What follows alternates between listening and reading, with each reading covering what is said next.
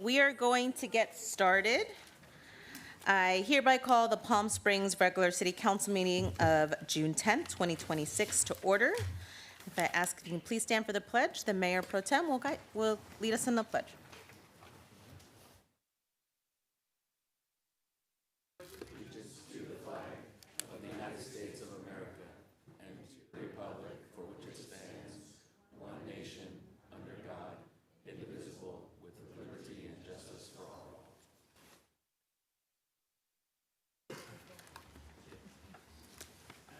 I acknowledge that the land we gather, live, and work on today, known as the City of Palm Springs, is the original homeland of the Agua Caliente Band of Kuya Indians. The sovereign band of Agua Caliente people have stewarded this land throughout the generations and continue to steward this land for all future generations. We honor and respect the many diverse indigenous people still connected to this land. Madam City Clerk, can you please conduct roll call? Let the record reflect that 4 members are present. Councilmember Bernstein has an excused absence. Thank you. We have one presentation this evening. The emergency operations update has been rescheduled to August due to an emergency, so seems appropriate.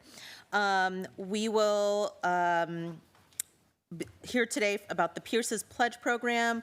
This presentation will be led by Deputy Chief Kyle Stern and also Ms. Leslie Hugh.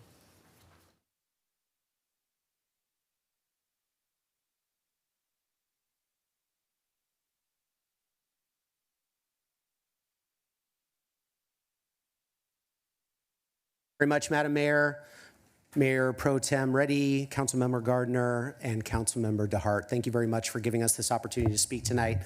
As we recognize Gun Violence Awareness Month in June, I am intensely motivated and feel very passionate about what we're going to talk to you about this evening.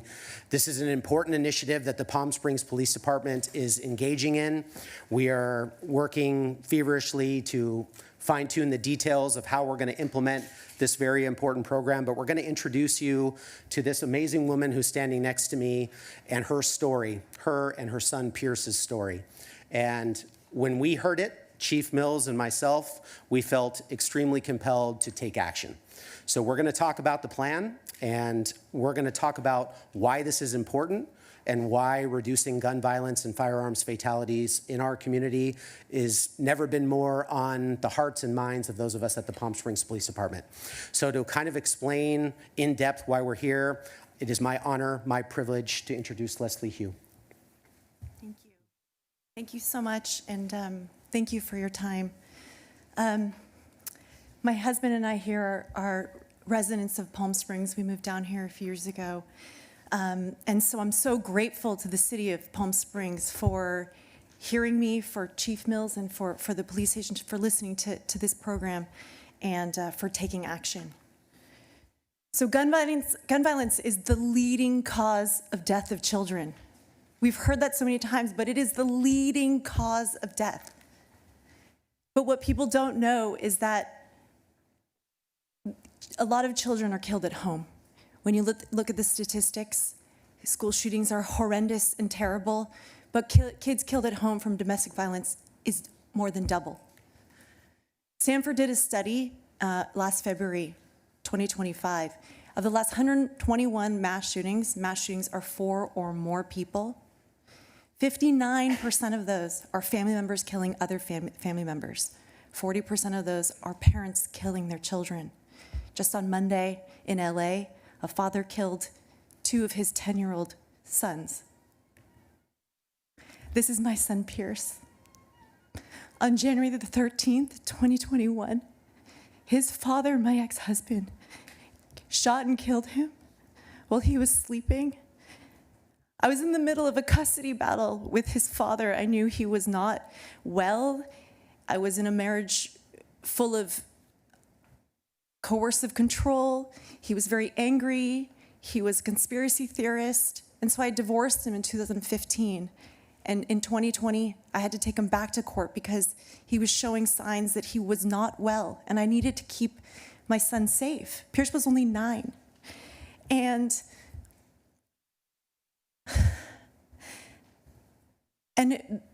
On January the 12th, 2021, I went to court. The judge ruled in my favor. He said that I could go ahead with what I had requested and get medical custody of my son. And on January the 13th, I went to pick Pierce up at school, and he wasn't there. And I had learned that my ex-husband shot and killed Pierce in his bed while he slept. And then he tried to kill himself by hanging himself, but he couldn't do it. He shot himself instead. That's the day my whole soul shattered and everything changed.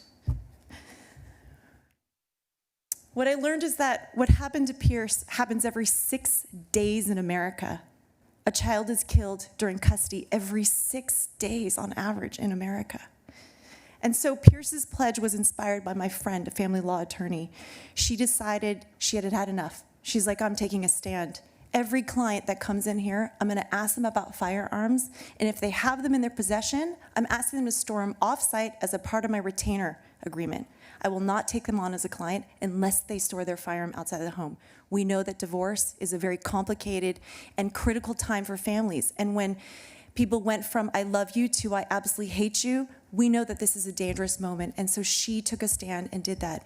And that's where we decided to do Pierce's pledge. I thought, let's ask every single family law attorney in the US to do exactly that and keep our kids safe at this exact moment. And so what we did from that is we've identified different times where you believe that you should store guns out of the home. Sometimes we know that life changes and that nothing you can do sometimes to change what's happening in your life.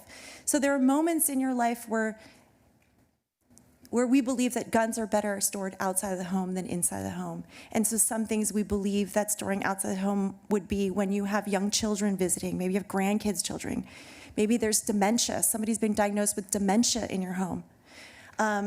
Maybe it's mental health crisis, there's suicidal ideation in your home. Another hard fact is 5 teens a day die by suicide with a firearm. 5 teens kill themselves with a gun every day. And 80% of those guns come from the home. So we have to do better.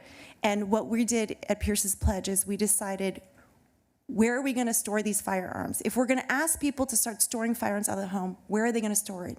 So our team called every single gun store in America, all 56,000 of them. We're in our 3rd year of calling. We've located 1,700, about 3% of those gun stores that offer gun storage. And so here in Palm Springs, we do have one gun store that offers gun storage. But what's incredible about the Palm Springs police is that I came to them and I said, look, this is the problem. We need to start advocating in our homes that when things are wrong, when we find ourselves in a critical moment, that people can take their guns and store them out of the home safely just until that moment passes, and that they can get their gun back if they want it. And Palm Springs Police has stood up and took a stand and now is offering gun storage. Sorry, I'm all over the place with our slides, but this is our location. Okay, here we go. Yeah, fantastic. And I can only imagine hearing this story for the first time, for those of us who heard it, it's a call to action. It's a call to action that something must be done. And there's ways that we at the Palm Springs Police Department and our partner law enforcement agencies throughout California and throughout the nation can help take meaningful steps to help bridge the gap between legally on the books methods to involuntarily take firearms out of homes and out of people's possession when there is good cause to do so. Those are already on the books. But this bridges the gap, and it's an important initiative because it is based on voluntary surrender. It is offering people a bridge. It is offering people an opportunity to take a breath when they realize that sometimes being a responsible gun owner is knowing when it is safer and better to not have a firearm in the house than the necessity of having it in the house at that time. And what we've decided to do, we had Chief Mills write an open letter in support of AB 1974 just 2 weeks ago. This is An assembly bill that aims to give structure, aims to give cohesion across policy and procedure throughout California so that law enforcement agencies like ours have a framework and have meaningful metrics and best practices to rely on when we want to start opening our doors to Pierce's Pledge and other organizations to create a safe haven for when people do the responsible thing and decide that in this moment, in a chaotic or crisis-based environment, it's best just to have a firearm outside the house. So again, we heard Leslie's story, we heard Pierce's story. It was a demand that we take action. We immediately decided collectively as an administration team that we are going to get on board and we are going to take Pierce's Pledge and that we are going to offer safe storage at no cost to Palm Springs community members when they decide to voluntarily surrender their firearms in a time of crisis, like you see here. People who are experiencing mental health crisis at home, depression, dementia, traumatic events, domestic violence. Something could be as simple as you have grandchildren, you're not used to having grandchildren in the home, you just don't feel comfortable, you don't know all the best ways to keep your firearms safe, and you'd rather have the police department do that for you.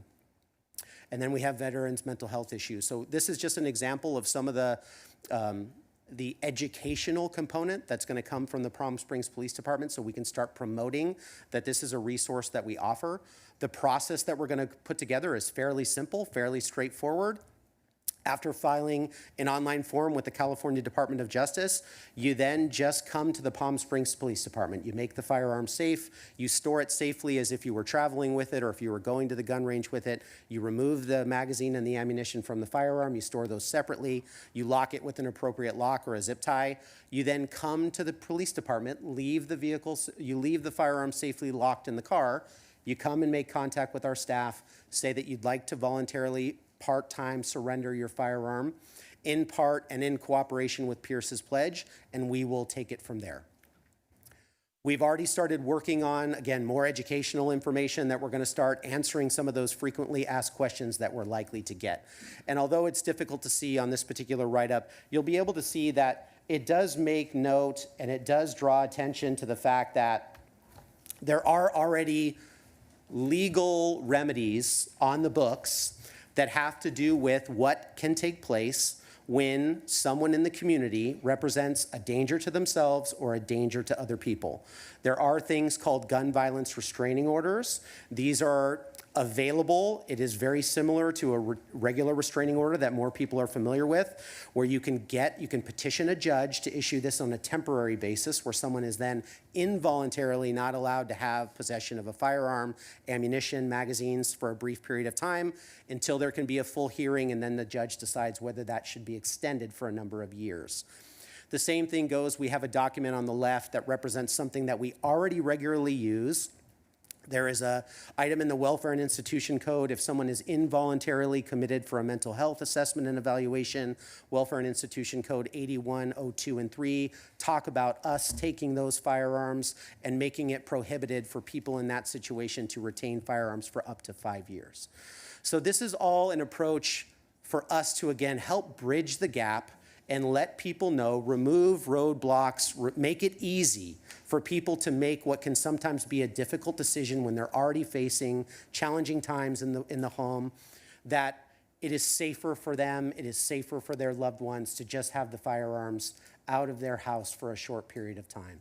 So this is offered to people in our community for up to 12 months. Again, there is no cost from Palm Springs PD. If the individual who surrenders voluntarily their firearms does want to get those back, there is a small nominal fee to just file some paperwork with the DOJ so that that can be returned. We make sure that they are still lawfully able to possess and own firearms at that time before they return them. But other than that, there is no charge from Palm Springs PD. So this is an important initiative. We feel very passionate about reducing gun violence and firearm fatalities in the city of Palm Springs. I don't think I'm speaking out of turn by saying that I believe council agrees that that is an imperative.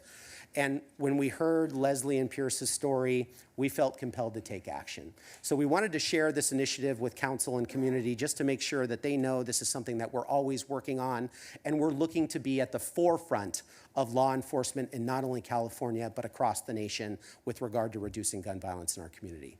So with that, we're available for any questions. We really just wanted to introduce this to everybody, and we're going to continue to promote this is a powerful tool that we can utilize to make our community safe. Thank you. I defer to any questions. Yeah, thank you, Deputy Chief Stern, and thank you so much for being here. Your boy was beautiful, and I'm so sorry for your loss, and also so deeply grateful for your passion to make more homes safer, and raising the awareness on what we can all do to make sure that in moments of transition or families in crisis have a pathway for their children to be safer. So thank you so much. And I just also want to say, you know, the context of gun violence restraining orders is really, really helpful. And I just want to say thank you to the police department for kind of giving that context, because sometimes the most loving, protective thing you can do is recognize somebody you love might be in crisis, and realizing whether it's your own guns or firearms in the home is just not safe. And I think that sometimes that's a mental health crisis, but you've raised several others where, you know, elder care or dementia, or you're not used to children in the home. These are all really, really valid reasons. And I think it's, you know, Palm Springs residents love to take care of each other, and this is one real tangible way we can do that in our own homes. So thank you for this work, especially in Gun Violence Awareness Month. Unfortunately, in this country, we have to think about this all year long, and so to have this attention right now is really valuable. So thank you. If any of my other colleagues, Councilmember Garner. Yeah, I echo the sentiments of the mayor. Thank you so much for being here and for bringing this forward to us.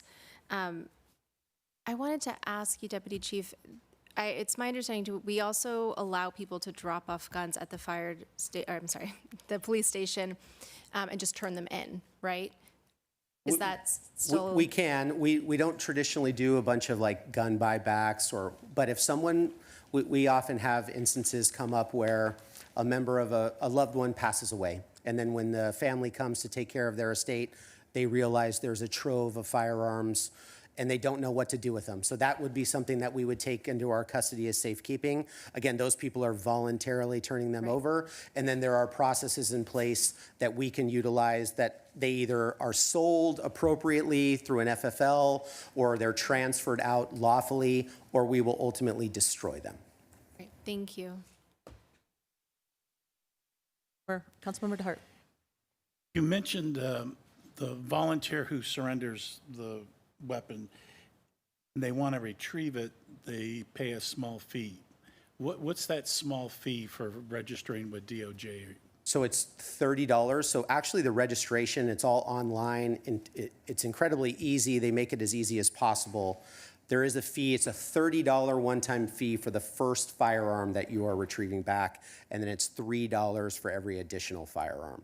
So it's not monetarily a lot of money, but we do recognize to some people, we don't want there to be any obstacles. So what Pierce's Pledge, we at the Palm Springs Police Department, and I know many of our stakeholders in the community, I think would be open to saying is, if a financial impediment were ever standing in front of somebody when they felt like this was the proper recourse, we feel very confident we could remove that impediment.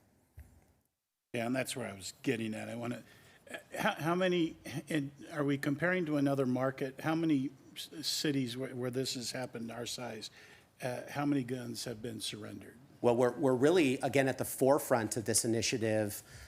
Leslie and Pierce's Pledge and their team are working hand in hand with San Francisco PD. They are really the first major individual agency that is bought in to making Pierce's Pledge, but I'll let her speak for herself. She is regularly engaging. She spoke to State Senate just yesterday, got bipartisan support on these initiatives, and we are working hand in hand. One of the things that Chief Mills and I feel is important, that by being at the forefront of this initiative, we can help pave the way for other agencies, maybe some that are our size, aren't large like San Francisco PD or Los Angeles PD, but we can pave the way and be trailblazers for setting best practice, finding, any hurdles or landmarks, and then helping other agencies move those out of the way as they try to get on board with important initiatives and programs like this. Yeah. Well, I'll pledge $1,000 so we can make sure that there's not a fee to, for people that they have to pay to come and retrieve them. Yeah. So that there's no hurdle whatsoever. Yeah. We appreciate that, and that's the type of generosity and that's the type of commitment. We feel like once people hear Leslie and Pierce's story and they understand that this is a voluntary program, it is encouraging people to do smart, responsible things, even as conscientious gun owners, we really feel like the type of support that Councilmember DeHart is expressing, we don't really feel like that's going to be something that will limit our capacity. Mayor Pro Tem. Oh, thank you. Thank you. I did have a question. Deputy Chief, you had mentioned that it's for Palm Springs residents, but I presume for someone from Cathedral City, since they don't have programs in other cities, would we do that for them as well? Well, what we're going to try to do is we are going to try to encourage our partners in the Coachella Valley to take Pierce's pledge with us so that we can exponentially expand the simplicity with which everyone in the Coachella Valley can take part in this. But I think, look, what we want to do, especially at the forefront of rolling this out, is we want to make sure that this is taking care of the Palm Springs community first. But at the same time, and I think very much to Councilmember DeHart's point, we want this initiative to succeed, and we think the work that itself is really the most important.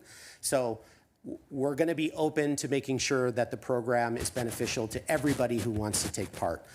With that being said, we want to be responsible about figuring out how that will impact operations, and we'll really have to see what the volume of traffic and buy-in and participation will be. But we are really committed to iterating as we go, learning as we go, and we are working hand in hand. Leslie and her team have already reached out to some of the other chiefs of police at Indio. We're going to reach out to Cathedral City PD. So we're going to expand the reach of this program, and I feel like when they hear the benefits and really there isn't a lot of hurdles necessarily for us that we can envision at this time, we think they're going to be motivated to get on board as well.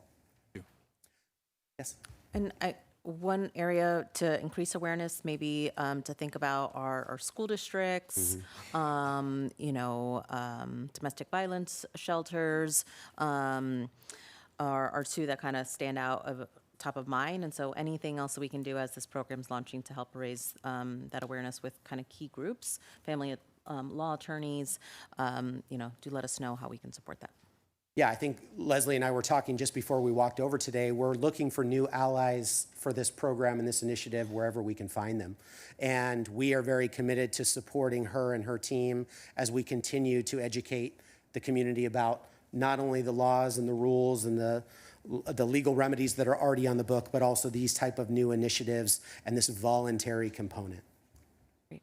Thank you very much. Just lastly, before we close, I want to take a quick moment to recognize very publicly there are two very important members of our team that have really helped lead the charge on this initiative, and that is Officer Francisco Salgado, who's seated here in council, and then our property and evidence technician, Tim Thomas. They have worked hand in hand with Leslie and her team. They have really done the bulk and the lion's share of the heavy lifting thus far to get us where we are, and we are committed to seeing this across the finish line. So thank you very much for the time this evening. Thank you.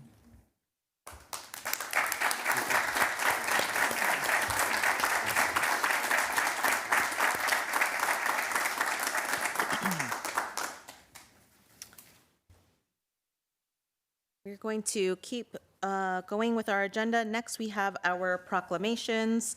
On May 29, 2026, the City of Palm Springs recognized the Historic Camelot Theater for Historic Camelot Theater Day. The Historic Theater was recognized for nearly 6 decades of cultural and cinematic excellence in Palm Springs. Excuse me. Serving as a treasured landmark for film, arts, and community engagement. There was a surprise showing of Disclosure Day, the new Steven Spielberg movie. So literally ahead of its time, even still. So congratulations to the Camelot Theater. Our next item is acceptance of the agenda.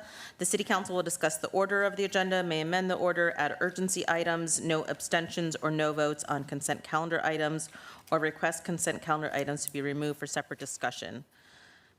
Are there any items staff or council members would like to remove from the consent calendar for separate discussion and or vote? Councilmember Garner. I'd like to pull item 1J. Mayor Pro Tem. 1F, F as in Frank. thank you. Removed for discussion? Oh, I have questions. Questions? Yes.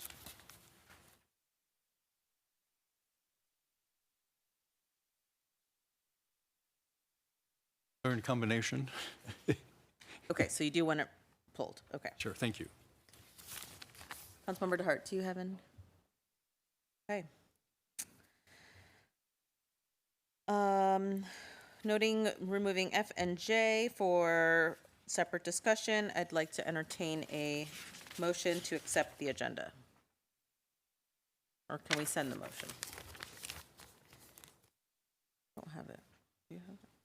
Have Councilmember Reddy made the motion? You don't see it? I don't see it. Hold on.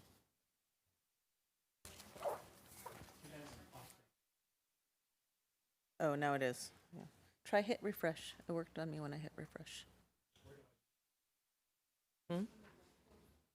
Huh? Yeah. Want to voice vote it? Hold on one second. Okay. Okay, great. Full service here. Okay. Do we have a motion? I don't know. Okay, mine doesn't show this, but that was my vote, so that's great. At this time, I'd like to invite Attorney Elizabeth Hull. Thanks for stepping in for Jeff Ballinger to provide a report on closed session.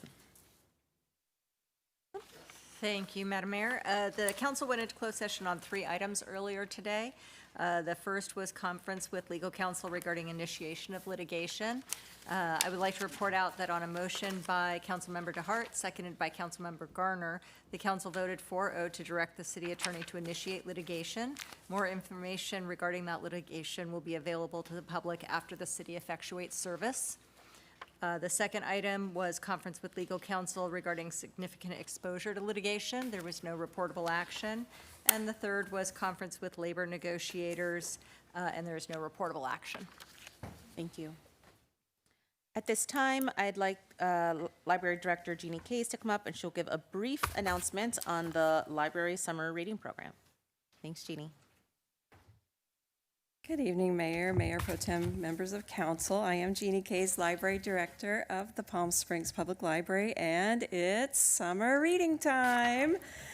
This year's summer reading program started this week, and it runs through July 18th. Our theme is Plant a Seed, Read. Summer reading's open to all ages, kids, teens, and adults. We have fun programs each week, from performance shows for kids, crafts for teens, and intriguing lectures for adults.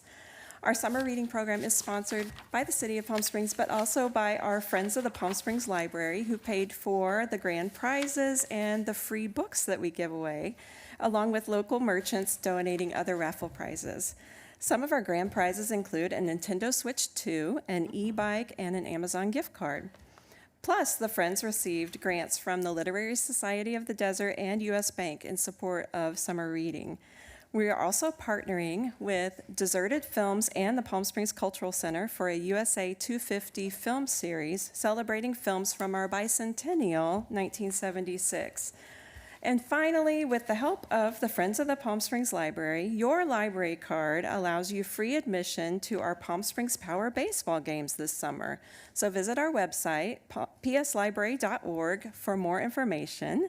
And we invite you to come to the library this summer, get your library card, and register for summer reading.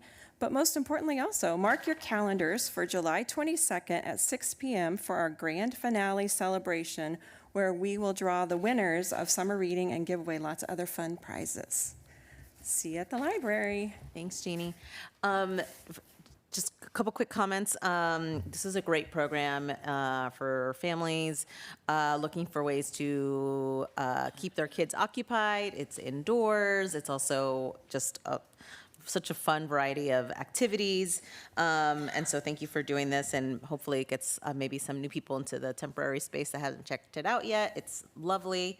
I just have one request, if we can make sure the e-bike gets a helmet as well. Oh, absolutely, and a lock. Thank you. Yeah. Okay, thank you. Thank you. Next item is public testimony. This time has been set aside for members of the public to address the city council on non-public hearing agenda items only. 2 minutes will be assigned to each speaker. You're asked to please begin your time by telling us what agenda item or items you're speaking about. Please note that the testimony for public hearings will be taken at the time of public hearing, and the general public comment on subjects not on our agenda will be taken later in the evening. If there's a written comment you'd like to distribute to City Council, we invite you to hand that to the city clerk. Our first speaker is David Vignolo. Afterward will be Courtney Newman.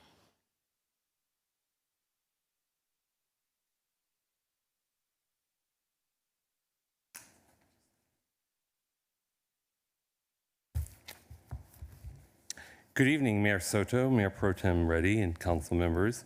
My name is David Vignolo of District 5, and I'm speaking on behalf of Citizens for an Elected Mayor regarding item 3F.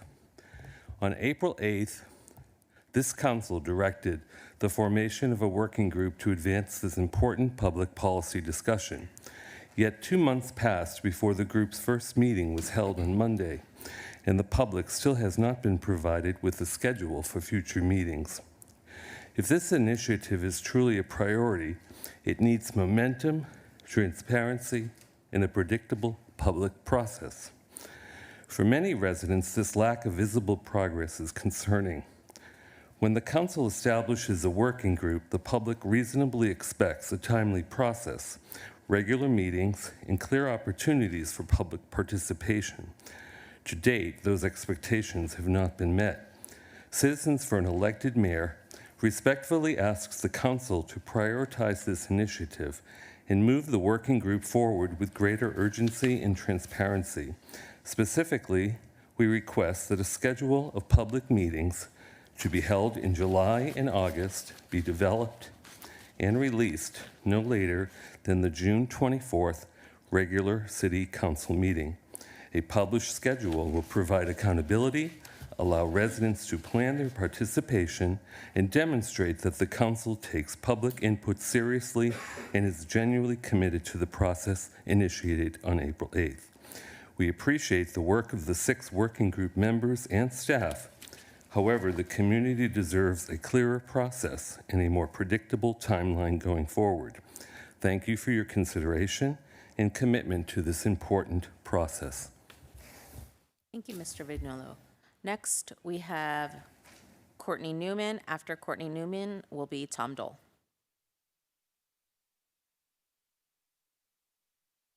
Good evening. My name is Courtney Newman. I'm the president of the Palm Springs Modern Committee, and I'm speaking on behalf of the Palm Springs Modern Committee on item 3B. Thank you, Mayor and council members. On behalf of the Palm Springs Modern Committee, I want to express our support for providing Palm Springs firefighters with a modern fire station that meets today's public safety and operational needs. We recognize the need for a new facility and appreciate the city's commitment to our first responders. At the same time, the proposed acquisition affects one of Palm Springs' most historically and architecturally significant commercial properties, the Town and Country Center. This site includes important work associated with Paul R. Williams and A. Quincy Jones, 2 of the 20th century's most celebrated architects. Their legacies are increasingly recognized around the world. In 2026, Paul R. Williams will be the subject of major exhibitions at USC Fisher Museum, the Getty Center, and LACMA. That makes it especially important that Palm Springs handle this property with care. PS MODCOM is not opposed to the acquisition, nor are we opposed to demolition where it is truly necessary for the fire station. But for a property of this importance, verbal assurances are not enough.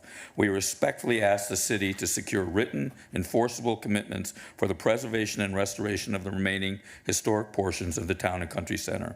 These commitments should include a clear restoration timetable, progress reporting, and accountability measures. We also ask that the new fire station be designed so its height, scale, and architectural character do not overwhelm or diminish the remaining historical buildings. Restoration should follow the Secretary of Interior's standards and be based on documented historic material finishes and colors. PS MODCOM has already worked with Dunn Edwards to identify colors, and we'd be happy to share that information.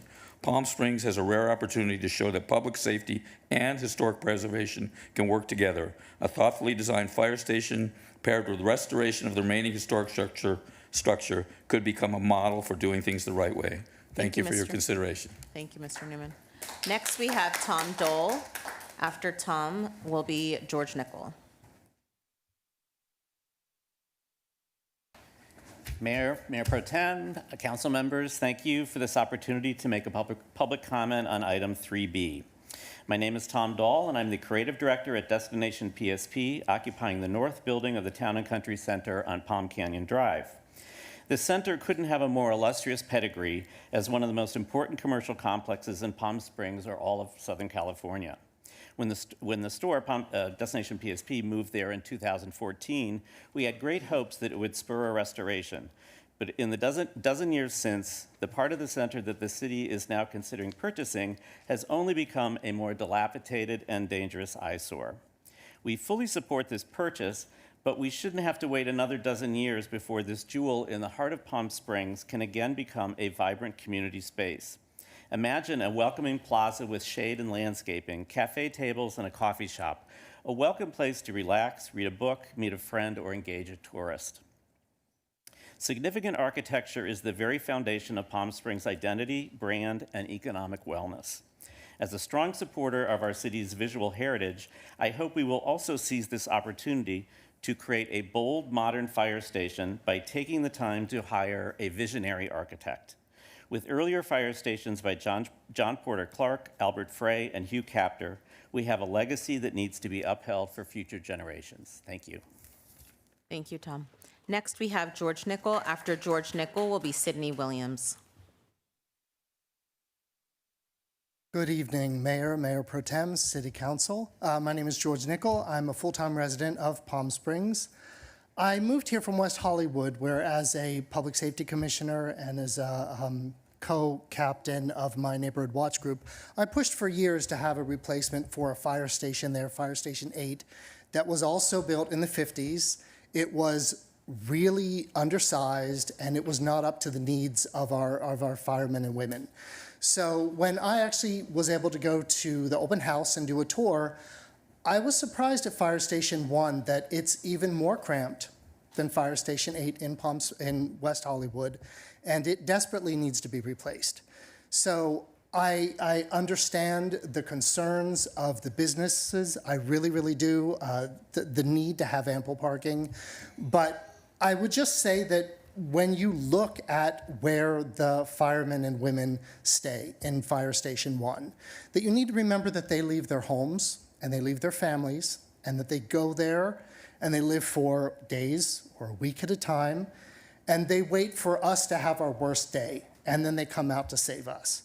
So as long as the chief is behind this, I think it's really great that the community came together really quickly, city staff, council members, stakeholders, to move this forward. Just as long as response times are not compromised, because the difference between having the worst day of your life and having the last day of your life is the response time for our first responders. So thank you for the time, and I really look forward to the presentation. Thank you. Thank you, Mr. Nickel. Next, we have Sydney Williams. After Sydney Williams, we have Gary Wexler.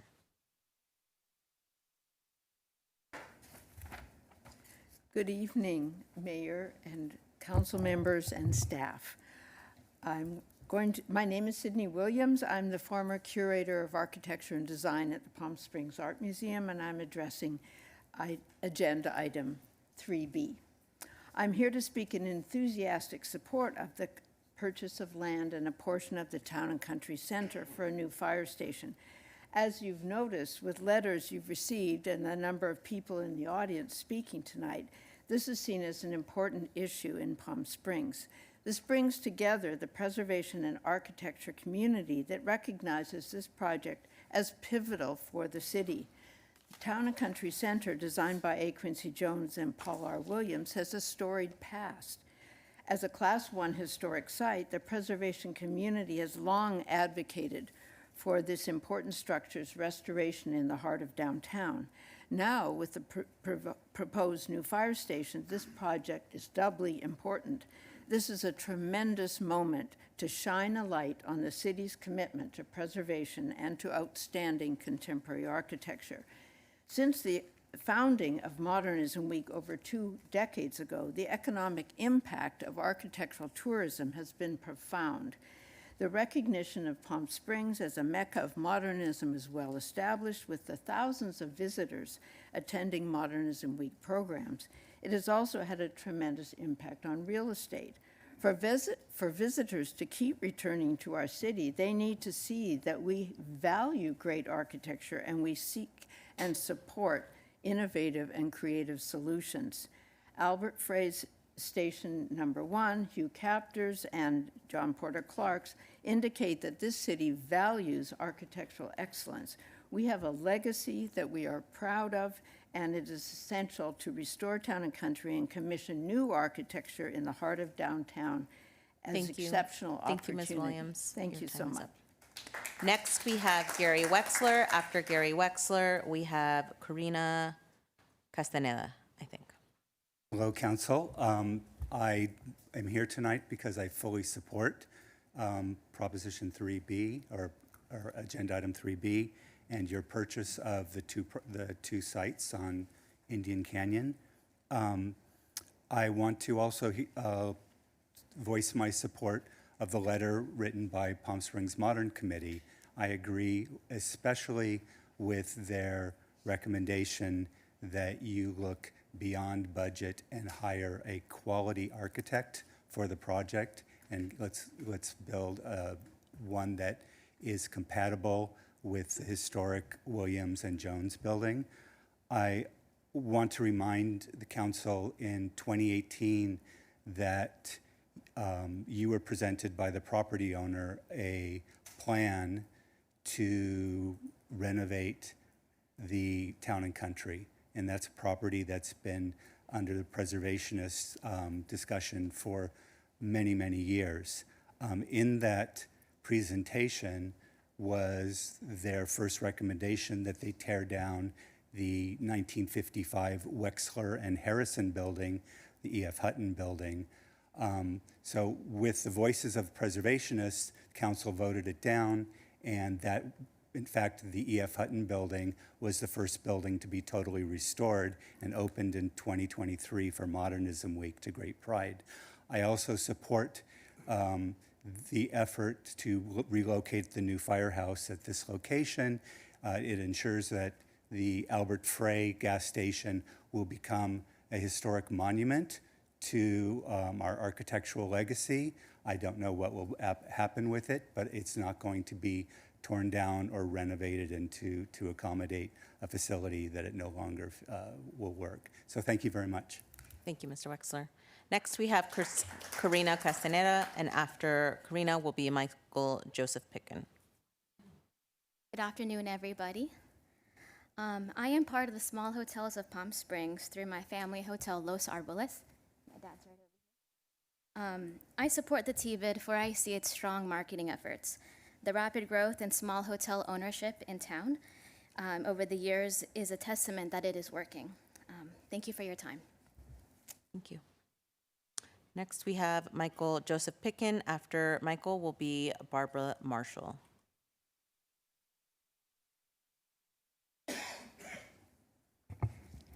Michael Joseph Pitkin, and this is for all agenda items. One of the first experiences I had in Palm Springs 5 years ago, I had a meeting with a family-associated bank. The bank is magically no longer there. I set my $500 trifocal prescription eyeglasses down, and after the meeting, before I left bank property, I realized I left my glasses. They were nowhere to be found.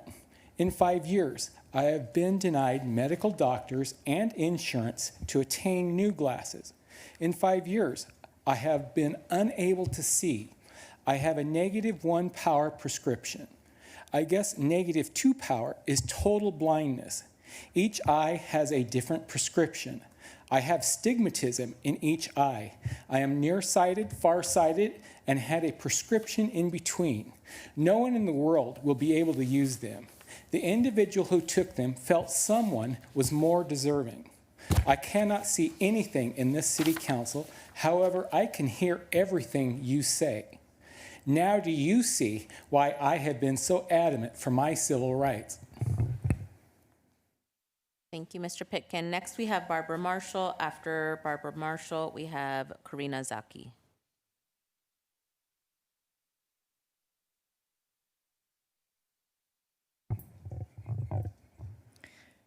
Good evening, Mayor, City Council members, and city staff. I'm Barbara Marshall from the Palm Springs Preservation Foundation.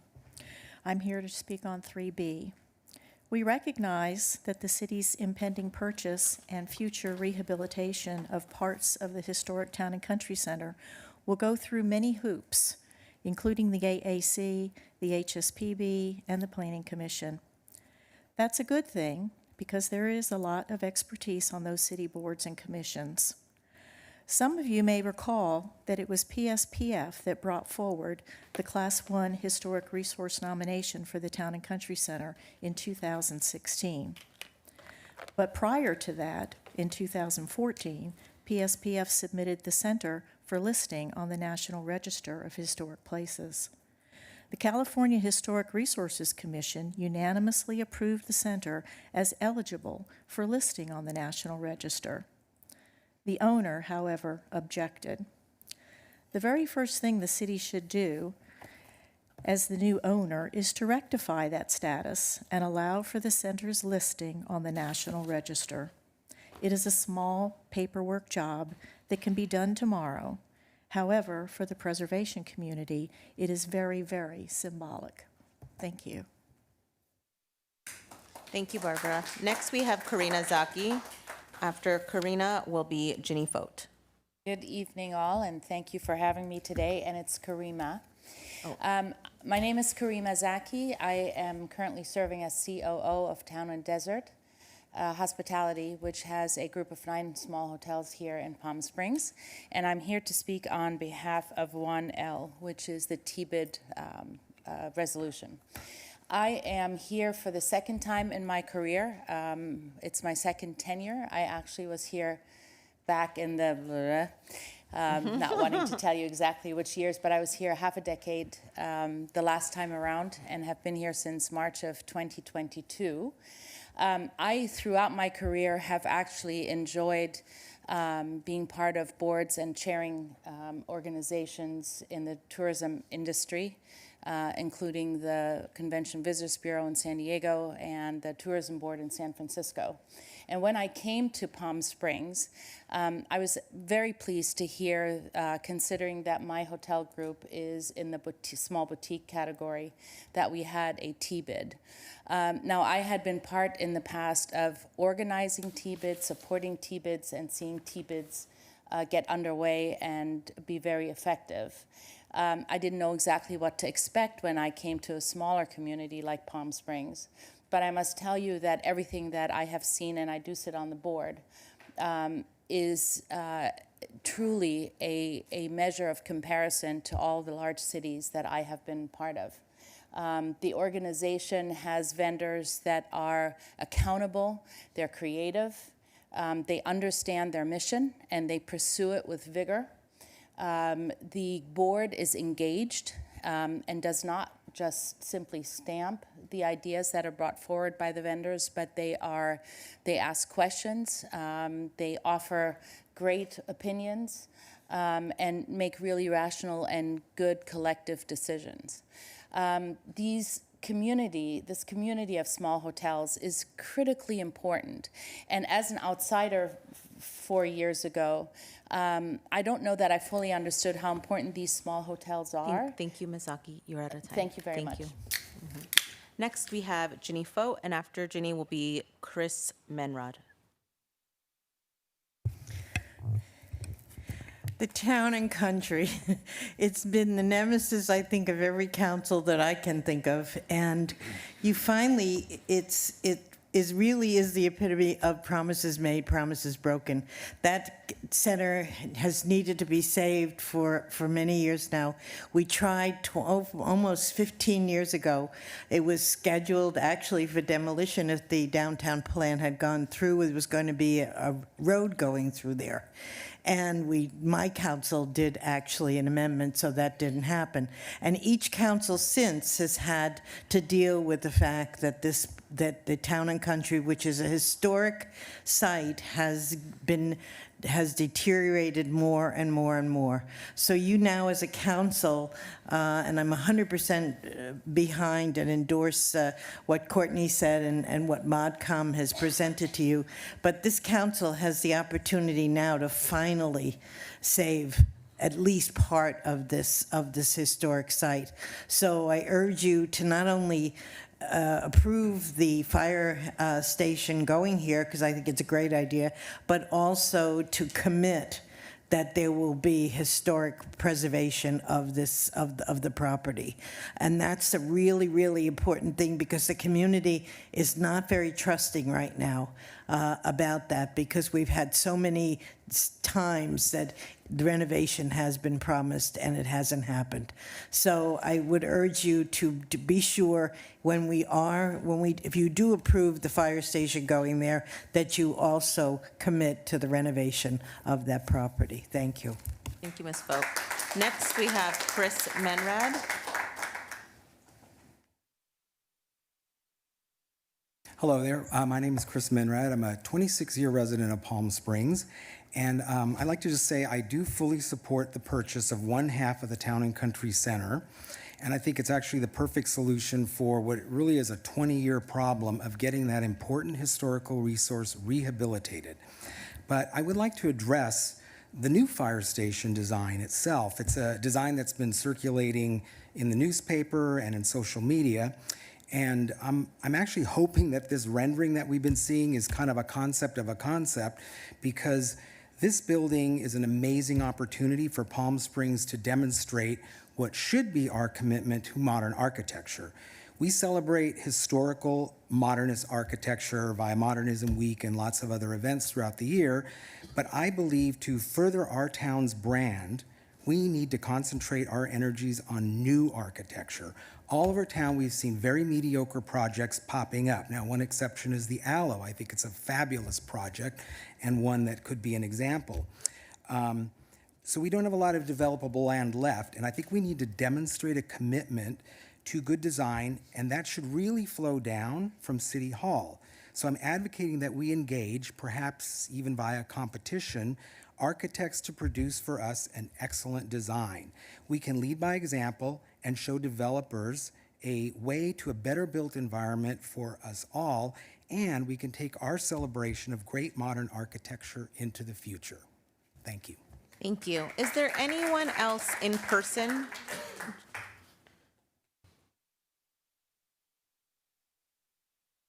Good afternoon. My name is Felipe Castañeda from Los Árboles Hotel and a Mirasol restaurant here in town. And today I worked myself with some bravery and decided to talk and ask you to seriously consider the continuation of the TBID. It's one way that the small hotels in this town is one way to we have to promote ourselves out of town, and we don't have many other opportunities to do it. So we thank you in advance for considering the continuation of this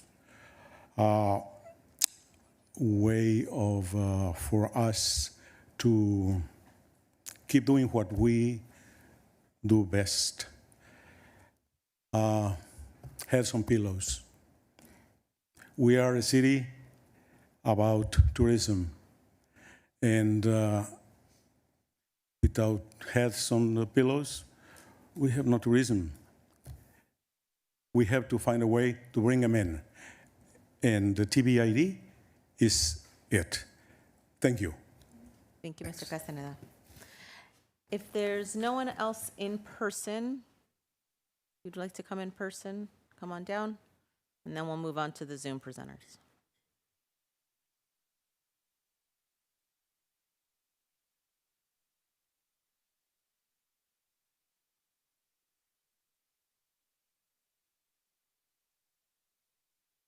Good afternoon. My name is Frank Tyson.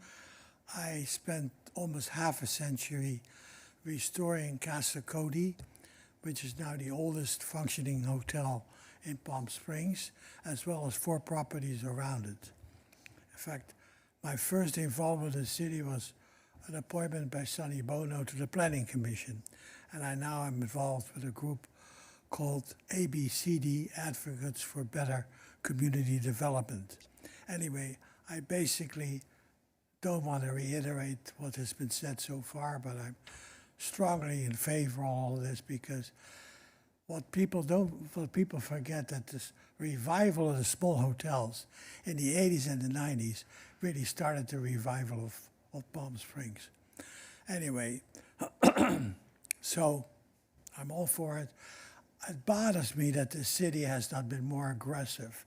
For instance, at one point during the golden age of Hollywood, the Record Club was one of the most important places in the world.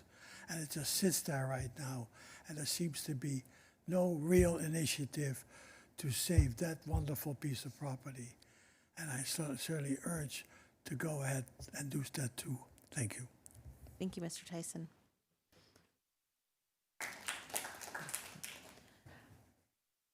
Seeing no other in-person comments, we will move to Matthew Bousquet on Zoom. Mr. Bousquet, if you can hear us, you can unmute, and you have 2 minutes. Good evening. My name is Matt Bousquet. I'm a representative of the Block 200 Club, which speaks on behalf of 45 businesses and building owners in the 200 to 300 block of North Palm Canyon. We want to express our universal support for item 3B on the agenda. This solution provides significant benefits to citizens, business owners, and visitors of Palm Springs. At a minimum, it should achieve the following. 1, it eliminates blighted and derelict apartment buildings that for years have discouraged foot traffic and development of several blocks of Indian Canyon. This effort from the city should jumpstart development of private parcels belonging to nearby property owners and finally begin to maximize the downtown Indian Canyon strip. 2, this should, with of course the right detailed written commitments, begin the long-awaited meaningful restoration of the balance of the town center, which will enhance the stable of historically significant buildings in town. 3, this will provide our fire department with the downtown location for the equipment necessary to service several of the large and new and overly scaled hotel developments. Hopefully it'll help our fire department improve response time metrics on their calls.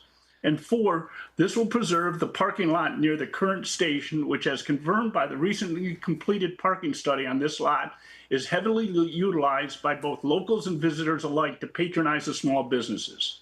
Finally, a commitment on the people concerned about grit. I completely understand why people are hesitant to have the city deal with grit on this, given the history of terrible deals the city has made with grit over time. It would be great if someone else owned the property, but it's not the case.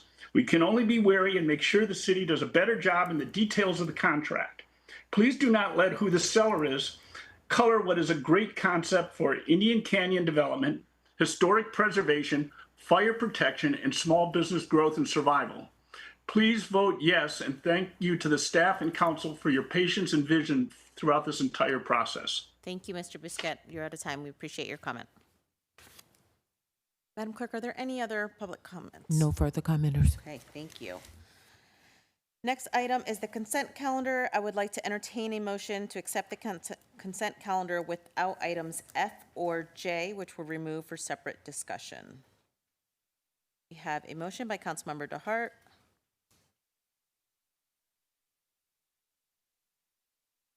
We have a second by Councilmember Gardner. Motion carries.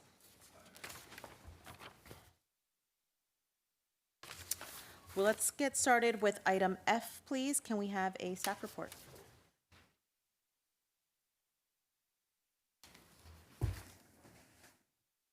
Good evening, Mayor, Mayor Pro Tem and Council, and city staff and members of the public. My name is Wayne Olson. I'm the Chief Economic Development Officer for the City of Palm Springs. Just a clarification, do you want a staff report or am I going to be answering questions? There was a... Oh, I'm sorry. Do you want a staff report or am I answering questions? A staff report would be great. Thank you.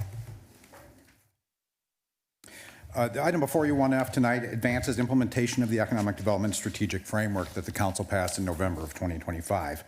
Adopted last year by moving from planning into execution, the proposed amendment with civil economics focuses on activation priorities, including code and regulatory review, business process modernization, and investment readiness.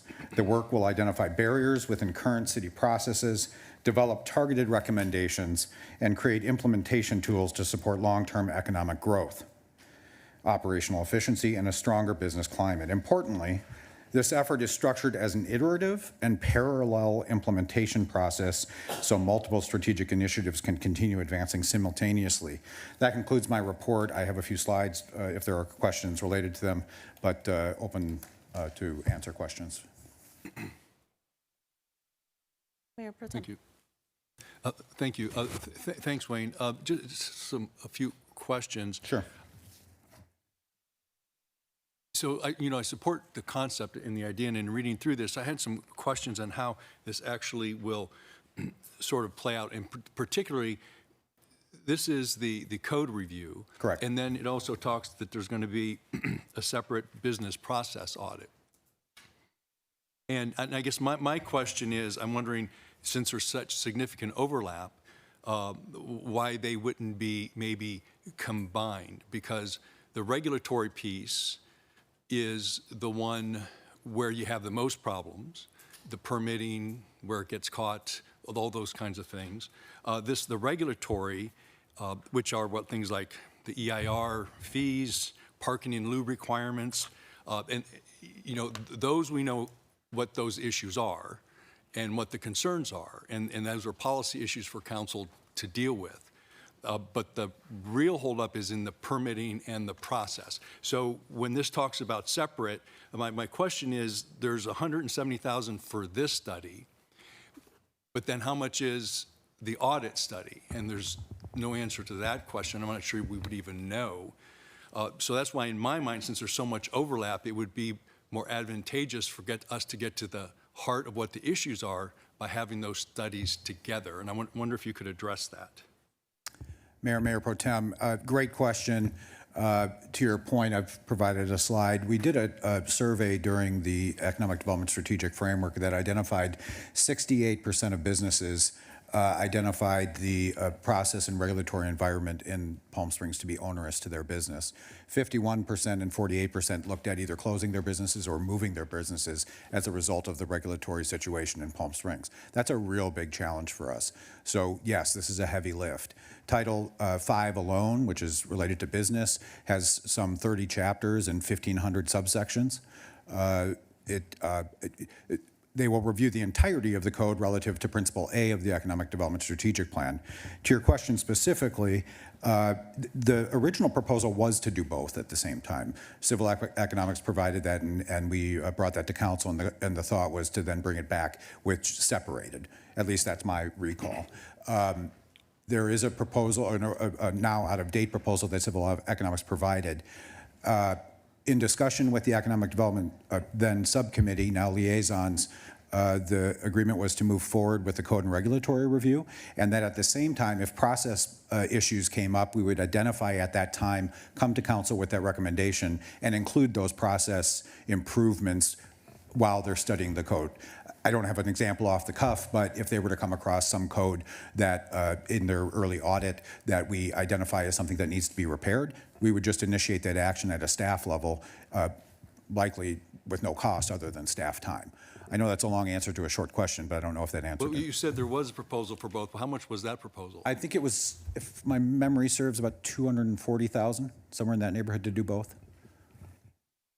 And that was from civil economics. Yeah. So why couldn't they do both for 170? Well, that's a good question. And, I did do a little research. There's 1,500 subsections to Title V alone. But they won't be looking at all those. I mean, well, correct. But we have 16 titles of of our municipal code, and that doesn't include addendums or other graphics. I would say maybe half of those relate to business, but it does require that they review all of the sections in order to determine whether they're still valid or not. Now, those that aren't valid, I would argue you wouldn't have to do anything with, but it requires that we review them to see that they're not inhibitory to economic development. If my staff and I spent time on this, 30 minutes a line item, it would take us about 3.5 years to finish that. And only those would be what would be available to work on. As a result, I think the 170 is a bargain. Of course, it's a lot of money. I have a great deal of respect to the community. I got a few calls from business members that were concerned about the cost. This is, relative to the overall spend of the city, a nominal cost. Although $170,000 is a lot of money, I have it appropriated into my fiscal year 26 budget. So, again, I hope that answers your question. Well, have you given thought to if you did the business process audit, the regulatory wouldn't be an issue? Basically the reverse. Councilmember Reddy, I think it's, I would argue it's a little bit of a chicken and egg. The code informs the process and the process informs the code. What I can tell you is that the first stop with the consultants and their plan would be to the council first, of course, to look at the issues that your constituents are concerned with, to prioritize code and the code review in that dimension. And then the recommendation would be to form a roundtable of small businesses, mid-sized businesses, whoever is interested, developers, architects, to work in concert with the consultants to identify and prioritize those processes that are the most critical. Yeah. Well, let me ask this: they talk about a stakeholder roundtable. Who will they actually be talking to? That wasn't clear in the scope of work. Yeah, Mayor Pro Tem, I think the intent there was to be as open as possible to both the liaisons from the Economic Development Subcommittee. At the time that the proposal was produced, there was an Economic Development Subcommittee, and the intent was for them to, discuss who those groups would be. Now we have liaisons, so that I'll do that in concert with the city manager as well as the council direction from our liaisons. And I just raised this just from, dealing with this issue for a long time. There was nothing more important to councils for many, many years than the business process. We're business unfriendly, nothing seems to work. How do you make this work better? You're still dealing with it today. There's periods where you have improvement. Probably the best one was when we had a business concierge. That was the single most important thing I think we ever did to help alleviate that.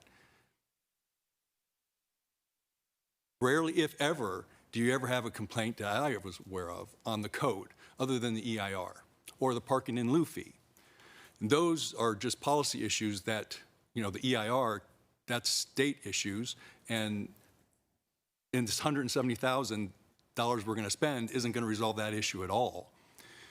That's why I think if the focus was on the process, which isn't the actual codes, it's the process of, well, who's going to deal with my permitting issues when someone's on vacation? Why can't I talk to anyone in person? Why does it take so long?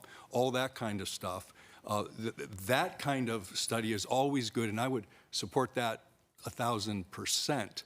I've just not seen the utility on the code side because I'm not sure how that's going to get to any improvement. Mayor Pro Tem, if I might, I think I can give you an example, and I'll anonymize it. I was speaking with a consultant today who's worked from home, and he was attempting to purchase a business license as a result of a contract that he'll be having with this, a small contract that he'll be having with the city. When he went to issue his business, or to be issued his business license, it triggered a fire inspection. And that would require that a fire inspector go out and look at his home office, at his home. That's an issue in code, that exists in code, that's triggered by the business license process. It is both a process and a regulatory issue, so I don't disagree with you. I think there's many processes that need to be repaired and improved.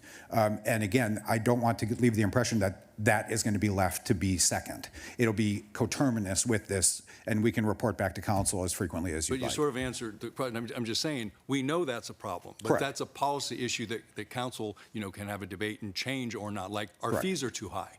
So I'm not sure paying him $170,000 to tell us what we already know. I guess that's my concern, where the process is more of where the pinch points are. It is what, at least even now as a council member, the feedback I'm getting from people who use the system. Mayor Pro Tem, I appreciate your concern in this regard. I believe that we can do this through the code and regulatory process. I do believe that we will address a lot of the process issues. Some of these are already getting addressed. Finance took a look at their business licensing process and have been improving that relative to the module that our IT team uses. So those are ongoing. The staff is working on the process issues as we discover them. I would argue that the items that we don't know about are the ones that need attention, and we can't do that unless we do this audit first. And so the order of operation is, the logic of it is, we've completed the Economic Development Strategic Framework. Principle A, this code and regulatory audit meets 4 of the 5 initiatives under Principle A. It is also the second activation priority that was identified behind the convention center, which is also underway. So I think it's a false dichotomy to say that one wouldn't occur without the other. They will occur at the same time, and in council with the council as well as the small business community. And that's fair, but finally, but then when are you bringing back the permitting process audit separately? No, that would be in concert with, excuse me, Mayor Pro Tem, that when we go to identify the particular issue in code. So for example, a particular signage ordinance, I can't think of one immediately, but it's one that many businesses have talked about. If we identify issues there, we can start to resolve a process that would improve that, and we can bring that back to council immediately. Again, these aren't linear, they're intended to happen at the same time. And to your point about saving dollars, we actually are saving dollars. What we would be doing is assigning those process improvements to staff rather than consultants. So again, in my mind, we're actually saving money by doing this at $170,000 rather than spending the whole $240 and identifying processes, to your point, that we already are aware of. And those are already priorities to begin with. So the structure of the code and the regulation, I would add also economic development has very little code. The business code, Title V, relates to business, but economic development itself has very few regulations and authorities. And so that's something else we're going to be looking at as well, and bringing those back obviously to council in the appropriate process that the city attorney assigns to us to update the code. Okay, thank you. Councilmember Dart? So Wayne, you said if your department would have been doing it, it would have taken you 3 years. You'd be done by now if you started. I agree. You would be finished. Challenged with what's in front of us. You even mentioned cart before the horse or egg before the chicken or whatever it is. You know, we're going to have process, recommendation, then we're going to talk to the business community. And I think that continues to be backwards. And the business folks who've been engaged in this process that have spoken to me are kind of laughing at all of us. That we're engaging in another $170,000, which is going to lead into another contract of who knows how much that's going to be in the next step. Mm-hmm. Instead of taking the report we got initially and really having our business community sit and tell us what we already know, and then that's what we start working on. We start working on the points that are already identified, that we know are already an issue. And not wait another year. That's my other concern here, is we're going to wait another year for this process to go through, and before we really start to talk to the business community. And I don't support this process, and I think we've got to engage our business community in a much bigger way, and they want to be engaged, and they're disappointed that they're not being engaged, is what I'm being told.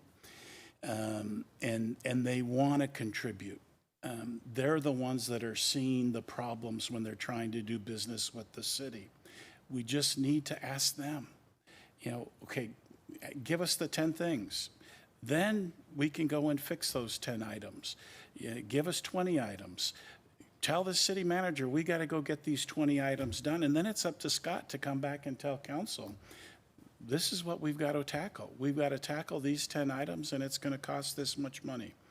Then we can have council weighing in. So I'm just challenged on continued consulting process and not being able to have true action and true engagement with our stakeholders in the community. So I'm challenged to support this item as it is. And I'm curious as to what's different between what we see in front of us today and what was in front of us on May 21 that was pulled. Remind me of May 21. When I'm it not was recalling. last on the agenda, it was last on consent, and then it was Oh, what's pulled. different? No, we had a clerical error with the amendments. It's not, nothing changed. It was just an issue with the amendments. And to your points, I thought long and hard about this because I had heard from a few business owners, one of them who has happened to be having his best sales in his entire ownership of the business, and the city invested an additional $200,000 to remove a median so that he could have access to his driveway. So I think that the improvements that we're talking about are part of this process. I disagree with the concept that somehow the 170,000 is excessive or unnecessary. As you can see, the city has identified that economic development is one of 4 main priorities. We invest $342 million in bridges and facilities, $86 million in police and fire and airport security, $13.8 million in homelessness and housing, and $1.2 million in economic development. And this contract is $170,000 to accelerate the economic development strategic plan that you passed on November of 25. In fact, it is entirely Principle A. It also activates the activation priorities. So relative, I don't disagree. We want to be careful with our dollars. But the 170,000 question of whether we have too many consultants has to be a question of relativity and context. And so I would try to educate. How much have we spent up to this point? I'm sorry? How much have we spent? I think that it's 225 for my portion. It's in the report somewhere. Give me a moment. I can look at it. And then we got the 170 coming. So it's not as much the dollars. Councilmember, sorry to interrupt you, but we also spent $600,000 on a zoning code update. Again, I appreciate the public's concern around the spending. This is not the place to be penny-wise and pound-foolish. We are spending money on priorities across the city. It's not the dollars. I appreciate that. Are there questions? I would like to ask some questions as well. Okay, so Wayne, just for some history for the public, for the context, you are the first Chief Economic Development Officer of the city, correct? Right. And remind us again, do you want to? It was vacant before you arrived, right? It was split between two, it was a split role. Okay. And when you came, was there a master plan or some type of guiding structure as to what we wanted our economic development activities to be? Mayor, there were part and parcel plans. It wasn't that there wasn't any economic development, but this was the first formalized, fully realized economic development strategic framework that took 12 to 18 months. And the reason I would argue that the additional $47,000 that was spent in 2025 was because we wanted more business participation. We spent an extra 6 months getting that small business participation and talking with our community members to ensure that they felt included. What I don't want to do is distract the eyes on the prize and the goal with a couple of folks who are disappointed or unsupportive of the city's activities in this regard. But yes, that's correct. And so the council approved that in November. This is considered one of the activation priorities. Absent it, I did do a graph for you. This is an analysis I put into AI on my time. I think the subtext to some of this is that staff could do it instead of the $170,000. I disagree strongly with that. This is an analysis of my time. Over the last year, I took every calendar item in my calendar and demonstrated where I spend my time. This is with a consultant. And then, so this framework was finalized, approved by council about 8 months ago. Correct. And then since then, we have heard from community members that they want to see progress and momentum on the strategic framework, correct? Correct. Okay. And in terms of key items, is it 10, 20, dozens, hundreds? I mean, when we think of how many things can be updated and how to prioritize them and how to bring them back to city council, can you describe a little bit of just kind of the extent of how many action items we have in that strategic framework and how this fits within that. Mayor Soto, that's correct. We have 103 action items. They're separated under the principles and initiatives. And among those 103, about 38 are near term, meaning in the first 1 to 2 years. Those are separate and apart from the work that we are talking about with the activation priorities, of which this is identified as the key activation priority. If this isn't passed tonight, it effectively stops the implementation of the Economic Development Strategic Framework. And we can certainly go back to square one and spend another year doing that and develop a framework that feels, for a few people, more participatory. We worked very hard as a staff and as a consultant team to try to include every voice we could. The other challenging issue is, and I want to reiterate that the process isn't absent business. The characterization that business will come last is incorrect. As I said, we will be visiting with council first, and then we will construct the roundtable of small businesses. It's actually literally the second item behind the council. And ideally, we want you and your team to be able to fully participate in those discussions and utilize your relationships that you have with our business community to help facilitate that process. If you or your team is bogged down and in this code review, would that delay or stagnate that kind of direct business engagement? Mayor Soto, as I mentioned before, I did do a quick analysis, a little bit tongue-in-cheek, but actually this would be this would occupy 100% of both my and my staff's time. I only have 2 staff members, by the way, for the major priority of the city. And again, I would argue that, again, I understand it's not the dollars. This is a 0.1% of the overall general fund. And it's 0.23% of a spend on police and fire. So I understand that this isn't about the dollars, that it's about participation, but it is specious to argue that there isn't going to be participation because there is. And fixing the code would help our current businesses and ideally future businesses that we want to come into the city. Mayor, that's absolutely correct. And like all things, we have active people that have a lot of ideas and thoughts. We don't know that that's representative of the overall business community. We have something over 11,200 licensed businesses in our community. We're hearing from 2 or 3 that are upset about the process. I don't disagree. We always want to include more participation. But there's also another 11,198 or 97 that haven't called and raised concerns about the process around the EDSF. This is a key component to economic development in moving forward. We can argue about whether process should come before code review or regulatory. In effect, what is going to be happening is we are going to be looking at the processes that 68% of our businesses feel is contrary to their best interest. 51% of our businesses have considered moving from Palm Springs because of our regulations. They said it in our plan. I beg you to please stop layering on more and more committees, boards, and bureaucratic regulations on local businesses. It's soul crushing. Shrink the regulation, bureaucracy, and the paperwork. That's what we're proposing tonight, is to conduct that audit and help businesses do what they do best, which is sell services and goods to the community. And so we hear from the community, we lean on consultants too much. We have a master plan on how to tie our shoes, right? There's just too many master plans. But some of our master plans really give us a lot of focus and help us prioritize. I think the Parks Master Plan would be a good example of, clearly identifying. Can you talk a little bit how we can make sure there's momentum from this review and how we can make sure that the action items that are being identified are being implemented as quickly as possible? Mayor, Council, absolutely. So the program is designed to come back to you as frequently as you wish.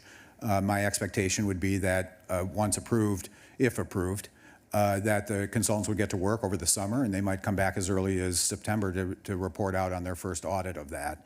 We could then do a prioritization along with the business community and those businesses that are concerned about this process, and to be sure that they're included and identify their concerns as well. And so we wouldn't be waiting a year for a list of recommendations, maybe once a quarter, however frequent we identify things that require policy direction from council. That's correct, and my expectation would be we'd focus on Title 5 first of the code, which is entirely related to business.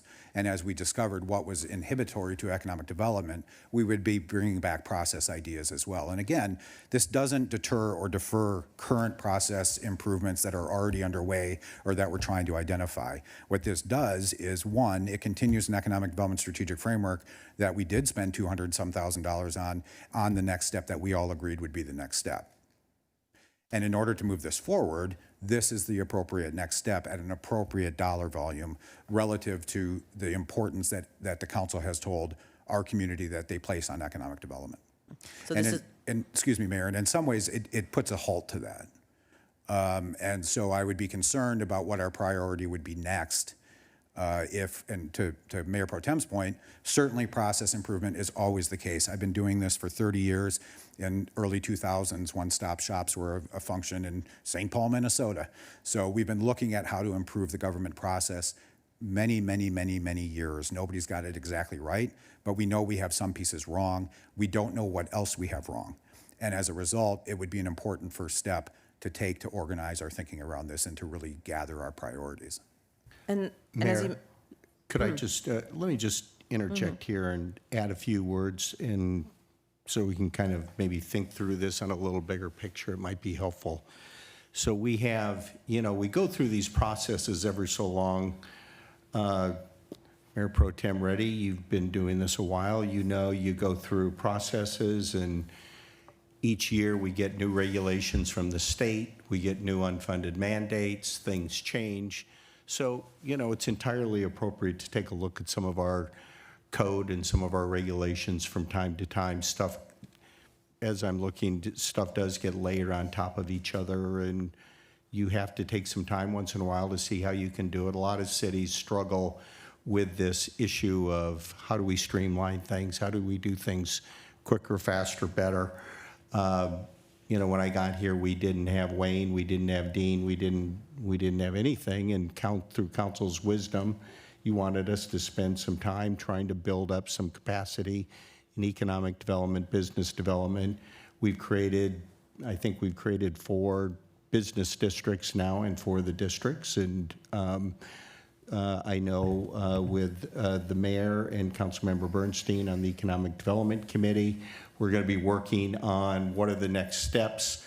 And we're really going to be depending on that ad hoc committee to give us some big picture policy decisions that we can bring back to everybody to start looking at things.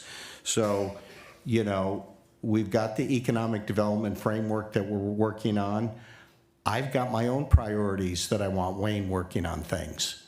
If you asked me what I want him working on, we've got big obligations on trying to move the convention center project.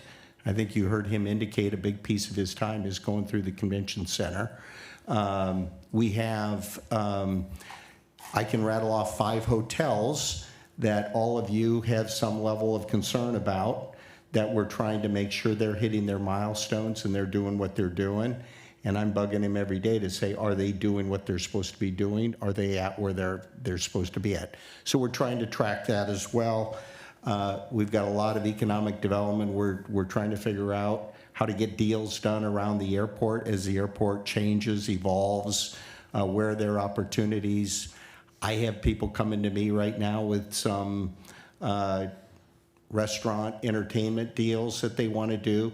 We have to work on those. We're going to hear about the Town and Country later on, what's going to be the long-term future for the Town and Country property. We have to figure that out. So I guess my point is all of those require a lot of time and energy. When we hired our economic development officer, I said I wanted a small, streamlined staff. I wasn't looking to create a bureaucracy to see how many positions we can add, and I don't think we can afford right now to add a whole bunch of positions, so I think we have to be very cognizant of that. But I think to Wayne's point, I don't think 170,000 is completely out of the realm of what we need to do to try and keep moving. We want to keep some energy going with the economic framework. I do agree there's some stuff that we can do on process and stuff like that, and maybe that can be the primary focus on what we're looking at and really give that attention. And then, come back, and some of this is going to evolve as we go. My fear is that if we don't do anything tonight, that'll all get a little stagnant. Yeah, we could, as Councilmember DeHart's indicated, we can go to the business community and give us 10 things to work on. We can work on those, and we can do that. I don't know if we're going to be looking at it quite as comprehensively as we need to, and we'll probably miss a few things. But, you know, we can do that if that's what you want to, you know, if that's the wishes of council. But I think it'd be good to kind of let this process play itself out, try and get going on at least this small piece of it, see if we can make some progress on the process. And because I don't want to take him away from all these other things that I have on my plate that I want him doing, because I know the mayor, Councilmember Bernstein, you're going to be doing a lot of work in the community with you know, bigger picture policy issues. And my fear is I'm going to be, you know, stretching him pretty thin, where I'm going to be saying you can't participate in all of that because I got a whole bunch of things for you to do. So just some observations on my part, just some things to think about. I don't want to spend a whole ton of money on consultants either if we don't have to. I don't mind spending a little bit in this case if we can be really focused on it and try and move the needle a little bit. So that's my 2 cents. I'd like to just tag on to that, Mayor, if I might. I want to be clear that the two aren't mutually exclusive. The idea of gathering small businesses together around a table doesn't not have to occur as a result of this contract being approved tonight. That can occur at the same time. So again, I would argue that the council in 2025, I believe March, identified economic development as one of 4 critical priorities. You're spending 0.1% of the overall general fund on what you've identified as one of your primary concerns. I don't know what signal that sends to our community. Again, I have as many people talk about how great the plan is. We had an economic development subcommittee meeting in March. There was a lot of commendations around the table from many of our business leaders in our community. I don't dispute there are some that disagree. But you would essentially put a halt to this process. And again, I'll follow the lead of the city manager, obviously. But you'd be putting a thumbtack in something that we all agreed we'd move forward with in November. Well, a few things are a surprise when you're saying that only 2 business people are complaining. I would hope that we have certainly dozens and dozens and dozens of business people that have talked to you and expressed themselves. But I'm looking at the timeline, and it's showing that we've got 4 months going through diagnostic scan. That gets us through August, September. Then we've got another 4 months to look at prioritization. Then we have another 4 months on targeted reforms, structuring and sequencing. And then next March or April, we finally get into a cross-departmental review, refinement, and final documentation and findings. So the timeline that's been presented to us isn't showing something that is a simultaneous and parallel process for the next 12 months. It's a linear process. Work's going to be done, findings are reported, recommendations are made. And I truly appreciate it anytime we can get the city manager to share his wisdom with us. I'm clearly not making my point on what we're delivering, because the point you two are making, to me, doesn't have anything to do with what's in front of us today. Yes, we've got a ton of stuff happening in our city. We got a lot going on. There's a lot of projects. We've got a lot moving forward. We have too much going on, too much going forward. I've said for a year, we've got to put the brakes on. We got to focus our energy, and I started with my concern on this. I'm concerned about this. It's not something that I support today. And after hearing our conversation today, neither one of you convinced me even more to support what's in front of us. Just the opposite. Tells me we have work to do to figure out how we can best streamline the work that's in front of us. Councilmember, thank you. And I just a moment, I want to correct the record. It's not that I've only Say, Wayne, let me just, I just if want to I can clarify interrupt, this. one second. Yeah. Let me just interrupt. So, Councilman, we understand what you're saying. We will do whatever council's policy is. If we don't want to go forward with this, we'll work with the Economic Development Subcommittee. If there's 10 things that you want us to work on, convene some business groups, we can do that. I just want to say I've got a lot of stuff on his plate, doing a lot of stuff, and the business process stuff is going to be difficult for us to do at lightning speed. Convention Center, we're going as fast as we can. So we can do what Councilmember DeHart is suggesting, but it may take a little different pace, and we may not catch all the things that we're thinking of trying to catch. So that's all I want to add. And I would just clarify that it wasn't 2 businesses that I've spoken with. I speak with dozens of businesses a week. There have only been a couple that have called me directly to complain about this specifically. Just wanted to clarify that for the record. So again, to the city manager's point, it's the council's policy. It's the council's plan. Staff will follow your advisement. Mayor Pro Tem, did you have something else to add? I have a question and a suggestion, but I would yield to Councilmember Gardner if she wanted to make a comment. Thanks. Wayne, what's the best way for businesses to reach you and your team if they have comments, some who maybe are hearing about all of this for the first time? They're more than welcome to contact me on email, wayne.olson@palmspringsca.gov. They also have Dean Grubel's email, dean.grubel, G-R-U-B-L, @palmspringsca.gov. We answer our emails every day, almost within an hour, so we're happy to communicate with people. That's the first step. Okay, thank you. I think through anything that we do at the city, it often takes many touch points before we get more people hearing about it. For as much work as we can do to get the word out about something, there's always somebody that says, I had no idea. Even when we put it in their mailbox, it just happens. That's life. So I think that part of all of this process is that we are doing things that are visible so that people might not have heard the first thing, but they see the second thing or the third or the fourth, but that throughout the process, whether it's economic development or any other department in our city, that people know that our staff, the council, wants to hear from you and wants to know your thoughts at any point in the process. So just wanted to make sure that the public knew that they could reach you, they can also reach us for really truly anything. Absolutely. A couple questions and a suggestion. Sure. So the study they did, the large study, the economic development study, that was 123. So this seems to be a subset of that, but this is 170. Do you know why this is so much more expensive?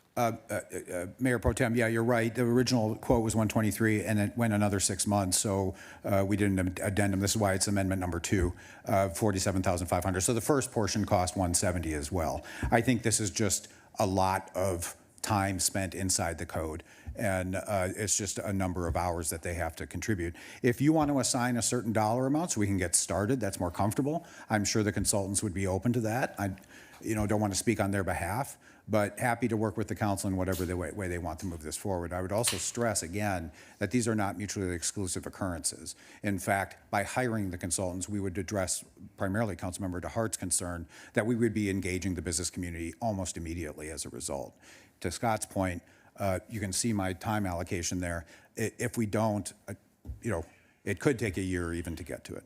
Well, and part of my concern was, it talks about, your study, then the regulatory, then the 170 for this, then they're going to need 170 for the business, and that's another year. And so again, it's just consultants, time, year, and it's like a dog chasing its tail almost.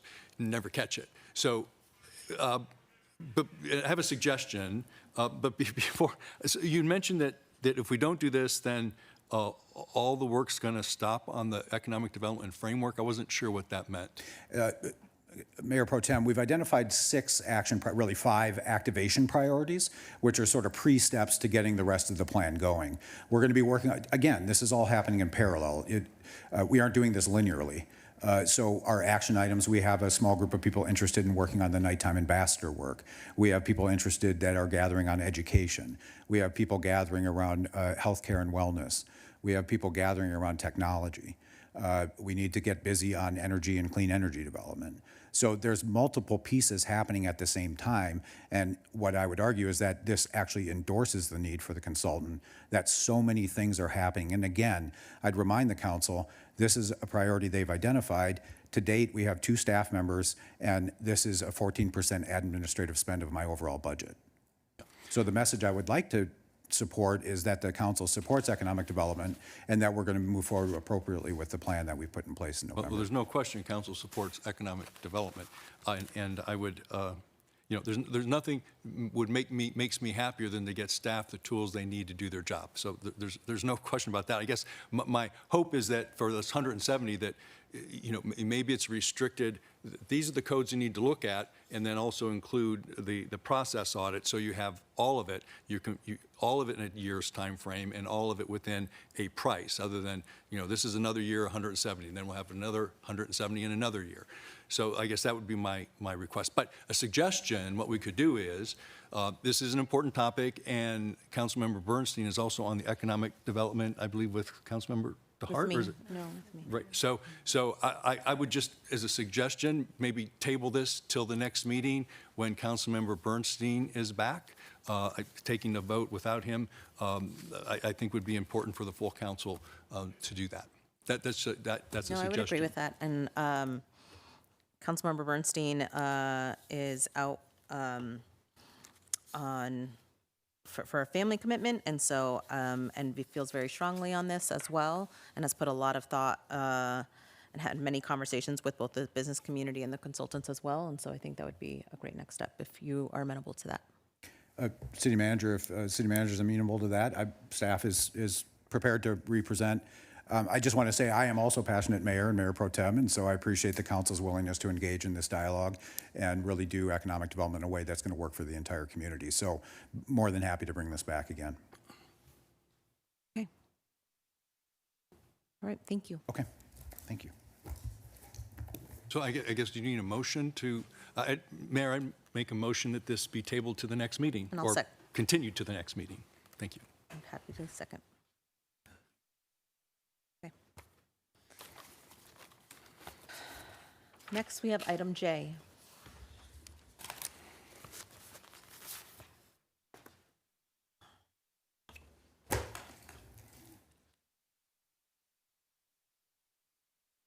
Good evening, Mayor, members of council. Would you like a staff report, Mayor? Yes, please. Okay, thank you. David McAbee, Director of Public Works. Tonight's item requests council approval of the preliminary engineer's reports and a resolution declaring the city's intention to conduct a public hearing on June 24th for the annual levy of the city's assessment districts. Districts were established under the Landscaping and Lighting Act of 1972 and allowed the city to recover cost for landscaping, parkway, maintenance, street lighting, and related improvements that provide a special benefit to the properties within each district. It's important to note that tonight's action does not formally levy the assessments. It approves the preliminary engineer's reports and adopts the resolution of intention, which sets the required public hearing for June 24th. At that meeting, council will consider the formal levy and collection of the annual assessments. This year, we have made some changes. I've transitioned our assessment district consulting work to Webb Municipal Finance, a firm that specializes in this area and brings a high level of accuracy and technical expertise. I've been working with the finance department to establish individual financial system account numbers for each district, meaning going forward, only the revenues and costs directly attributable to a given district will be captured in its account. 26-27 will be ensuring that all appropriate costs are being captured, giving us a true and accurate baseline for each district. Moving forward, it is our practice to not increase any district's levy by more than 5% in any given year, and that cap is inclusive of the annual CPI adjustment, meaning in any given year, meaning residents will never see an increase of more than 5% in a single year, regardless of CPI. The long-term objective is for each district to be financially self-sustaining, with levy revenue covering the cost of services and a modest reserve for unforeseen expenses. Building that reserve is an important safeguard against unexpected events such as vandalism, vehicle damage to landscaping, or unplanned repairs. Proposed assessment rates for fiscal year 26-27 are either equal to or below the maximum assessment rates previously approved under Proposition 218. Because of that, the proposed rates do not trigger a Proposition 218 election. Should the city ever determine that assessments need to exceed the current maximum rates, a Proposition 218 ballot election with majority property owner support would be required. The improvements being implemented, better cost tracking, dedicated account numbers, consistent levy methodology, and qualified consultant support are designed to bring steady, accurate, and transparent assessment district management that benefits both the city and the residents. Staff recommends adoption of the two resolutions. Thank you, and I'm happy to answer any questions. Thank you. Councilmember Garner. Thank you. So I appreciate that. The reason I wanted to make sure this was highlighted is because we are working with, you are working with Webb Municipal Finance now, and one of the things that we've seen in prior years is that there's some districts that are charged very little or not at all, and then a few years later they're charged a really large amount because suddenly there's a need for work. So basically what you're doing now is helping to regulate that so that there's always appropriate funds in these accounts to do the work that's needed and not have these massive increases occur at any given time. Is that right? That's absolutely Okay. correct. We want this to be consistent across the Right. board. And so that's important for people who, for an example, there was one of these districts is a Mountain Gate, and there was there were a few years where it was zero levied, and then the next time was a $900 levy. So it was just a shock to people. So now that David is working with this other group and kind of thinking through this in a different way, basically people can have a little bit more, can look at these fees and know what's coming and not be blindsided by anything. So I just really appreciate that you've done this and that was already something that you were doing when the issues arose, I think last year. So just wanted to make sure the public knew about that and that it was highlighted the good work that your team is doing to make it easier for residents and for the department to move forward with these. Thank So you, thank you. Councilmember. I appreciate it. We are waiting for a motion.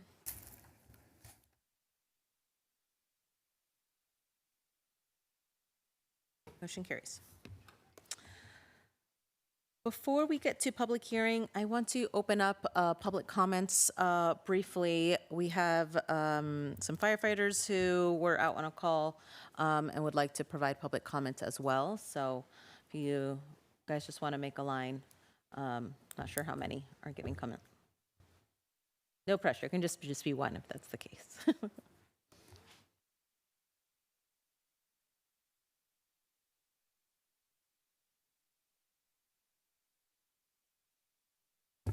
Sorry about the delay. Good evening, council members and honorable mayor, Mayor Pro Tem. I'm speaking on behalf of the Palm Springs Firefighters Association in support of the purchase of this plot of land for the construction of a new downtown fire station. For those that don't know me, my name is Brandon Wright, and I'm the vice president of the fire department's union. I've been with the department for almost 12 years now, and have been stationed at the current Station 1 as a firefighter, engineer, and very briefly as a captain.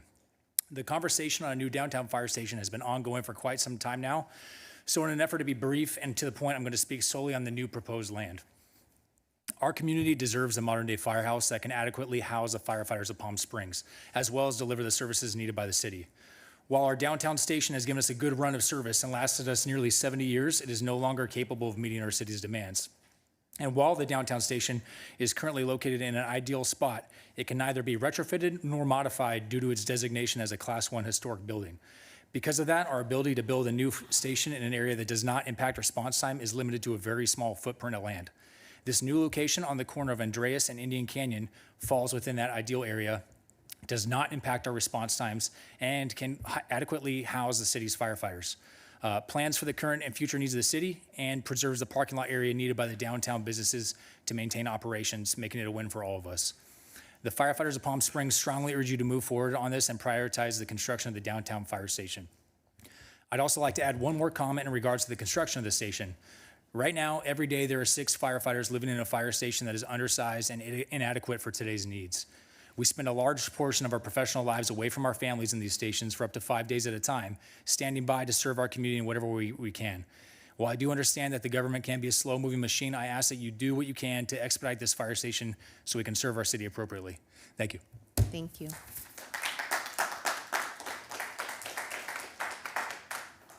We have one more comment. Good evening. My name is Ali Harandi. I'm a battalion chief and the president of the Palm Springs Fire Management Association. I just wanted to add to the points that Brandon has made and just wanted to say from an operational standpoint, this decision and the ask to move the fire station to this new location has not come lightly. There has been extensive work, as you know, through the Office of the Fire Chief with private consultants, through the Office of the City Manager, to really make sure that we focus on our response times, how best to serve our most dense district, which is the downtown district, and really taking everything in mind to what's best for the community, how to serve the community in the best manners, and that is the location that's come up with. Really, that is, in our opinion, with everything that's been addressed, best for our future for the next 70 years that we're going to ask of this new fire station. And we want to thank you for this opportunity and encourage you to please move forward with this project. Thank you. Any other comments? Thank you very much to you both. Okay, we will next move to our public hearing. Do I have to officially close public hearing or public comments? Okay, we're closed up again. Next item is 2A, titled General Fund and Airport Fund Fiscal Year 2026-2027 Continuation Budget Adjustments.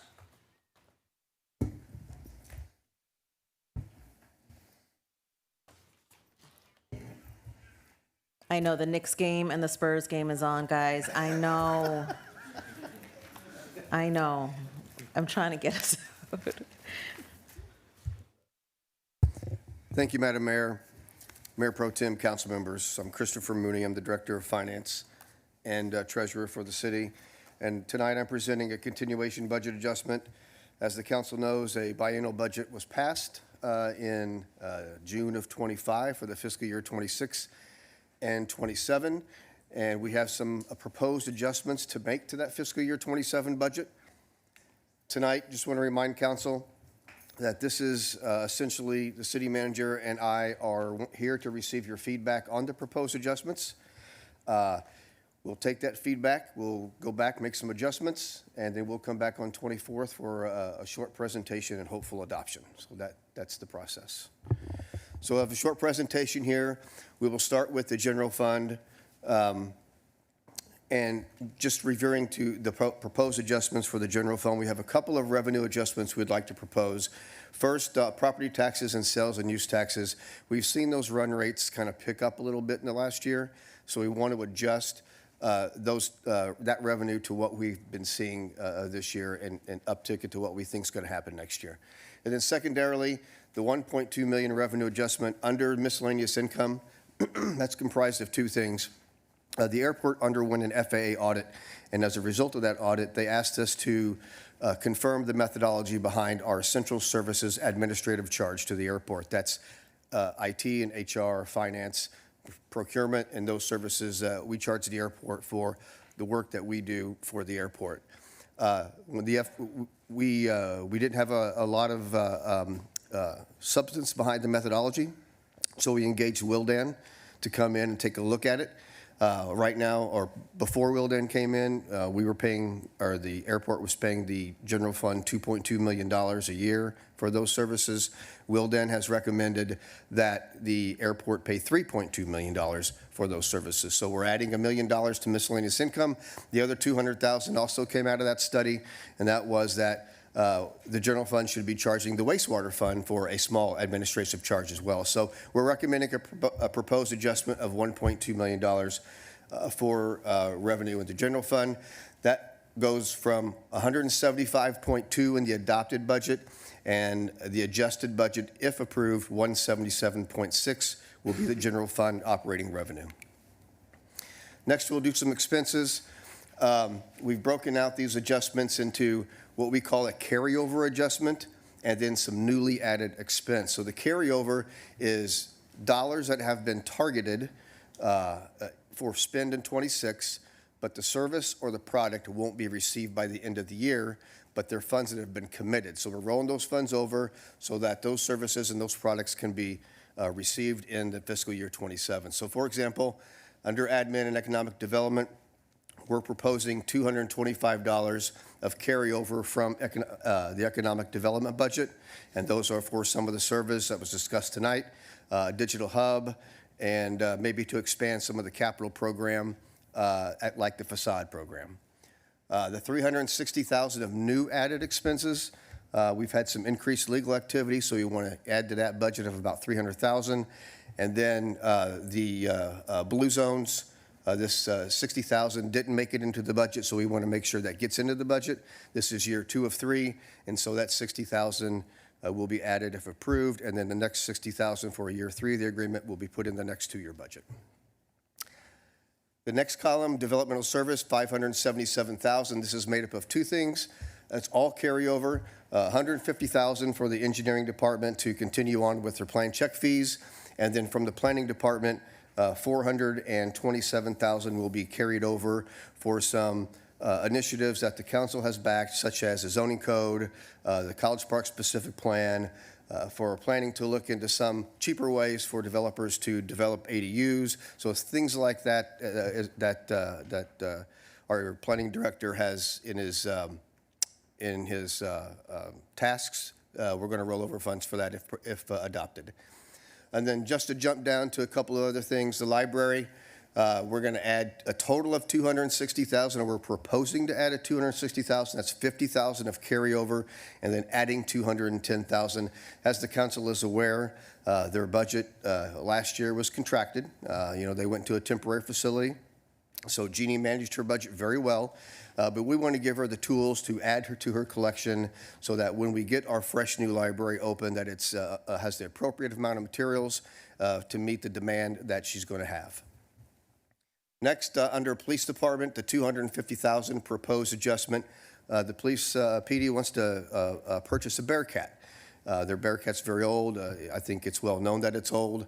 So we want to carry over these dollars. They're looking into the purchase as we speak. The Bearcat doesn't cost $250. It costs somewhere north of that. So they have some asset forfeiture funds they want to add to that $250 in order to get to the total purchase price. And then lastly, under tourism and community support, $135,000. This is our joint authority agreement with Visit Greater Palm Springs. And the budget hadn't been adjusted for the last couple of years. We want to make it right. We're going to, under the current calculations, we're going to send, under this joint authority agreement, about $1 million to Visit Greater Palm Springs annually. So we want to make sure that we get the budget right and not go over budget in that area. And lastly, for general fund, we're going to talk about a couple of different things here. So we've got total revenue. I'm looking at the third column over for the '27 adopted budget. Total revenue of $175.2 million is what the adopted budget had. $175 in expenses for a total operating surplus of $157,000. And you can see that surplus extends down to the total surplus deficit of $157,000. So our proposals will extend that operating surplus. So after we carry over adjustments are netted together and the newly adds are netted together, the adjusted budget will see $177.6 million in revenue, $175.8 million in expenses for an operating surplus of about 1.87. And so if we go down, you look at the deficit of $692,000 that we're projecting. What's causing that deficit is if you look at the $2.57 million in the council set-aside expense in the carryover column, that is for the Desert Highlands Affordable Housing Project, and that was originally budgeted, as you can see, in the '26 adopted budget in the very first column at $2.9 million. Those dollars were originally budgeted in '26. The developer didn't meet the milestones, so we carried that dollars over to '27, and That $27 amount, what's left to be handed over to the developers, $2.57 million. And so that is a timing difference between 26 and 27, and that's causing the deficit to be at $692,000. And with that, that's the general fund. I'll move on to the airport, and then after we'll take questions, unless you want to ask questions now. Take questions for each one or after? We typically do. We stop right now and pause, and so I'll be more than happy to pause and take questions. Mayor Pro Tem. Question, I'm trying to understand, so on the 2.5 million for the housing the council set aside, if that was appropriated in 26, I'm just trying to understand why that's causing a deficit now, because if it was appropriated and not spent, it's just carried over, but yet we're treating it like we have to take it out of the unappropriated balance. Well, yeah, I think you said it right, Mayor Pro Tem. It's appropriated but not spent, and that's the key terminology here. So it's because it wasn't spent, and that's just the budget, it's not what happens actual. If you can see in the forecast, in the green column, that's only 688,000 of that 2.9 was spent. So we had to reduce that. I'm following you, but if it was appropriated in 25, 26, right? And well, 26, 27, it was appropriated, correct? No, 26, 25, 26 in the adopted budget in the first column. Okay, so it was not, why was it not carried over to 26, 27? It is being carried, that's what we're proposing here today. Okay, so the money's there, you don't have to take it out of fund balance. Well, we're not taking everything out of fund balance. We're only taking a little bit out of fund balance. Well, the 2.5. We're taking, no, we're only taking 690,000. That's the deficit. So in the last column, under 27, the deficit's only 692,000. Okay. But if we had a $157,000 deficit with it in there, and we didn't spend it, so it carries over. Yeah. So now why is that causing a 692 deficit? If you look at the second to the last column under newly added, so that 2.45 million is newly added revenue. So that newly added revenue for the $1.2 million of administrative charges and the increase in property tax and sales tax, that's helping to offset some of those expenses that we're adding and helping to offset Desert Highlands.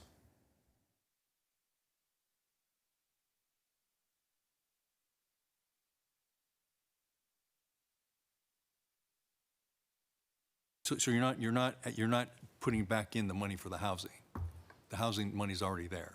The housing money was in the adopted budget. It didn't get spent in the forecast in the green column, so we are putting it back into this budget, or proposing to. Okay, and just a question. So why is it, because I see you're reappropriating these, why do we even have to do that if we're in a 2-year budget and it wasn't spent in the first year, it just automatically carries to the second year? Why are we reappropriating them? And that's the thing, it doesn't automatically carry over. And why is that? Normally in a 2-year budget, they would. In a 1-year budget, it would not. In a 2-year budget, it would. Why do we do that? I was just curious. Even in our 2-year budget, it doesn't automatically carry over. It is a 2-year budget, and we see that, but there are some things that we do not carry over in the first year to the second year. There are some contractual services in some of the departments that are not being used, and we're not carrying those dollars over because they have a contractual service budget in 27.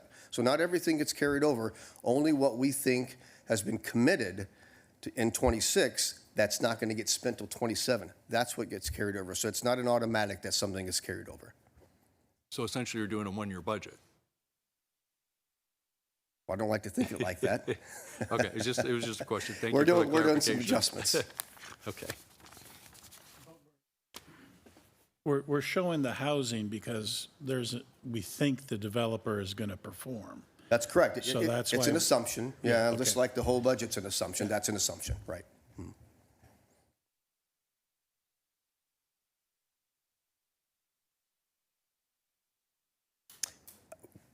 Move on to the airport. Well, just Okay. a couple of questions, or a couple of comments. So going to Mayor Pro Tem's point that this is a continuation budget, and these carryovers from 25, 26 to 26, 27, the reasoning is can you just also, I guess let me backtrack. At our last meeting, you gave us an update on Q3, correct? And it's showing an expected surplus, right, for this year. Correct. We have many pending financial responsibilities, which will quickly gobble up most of that surplus, but we are in a better position than maybe we were anticipated when we first made this budget, correct? That's correct. Okay, and then we're only carrying over what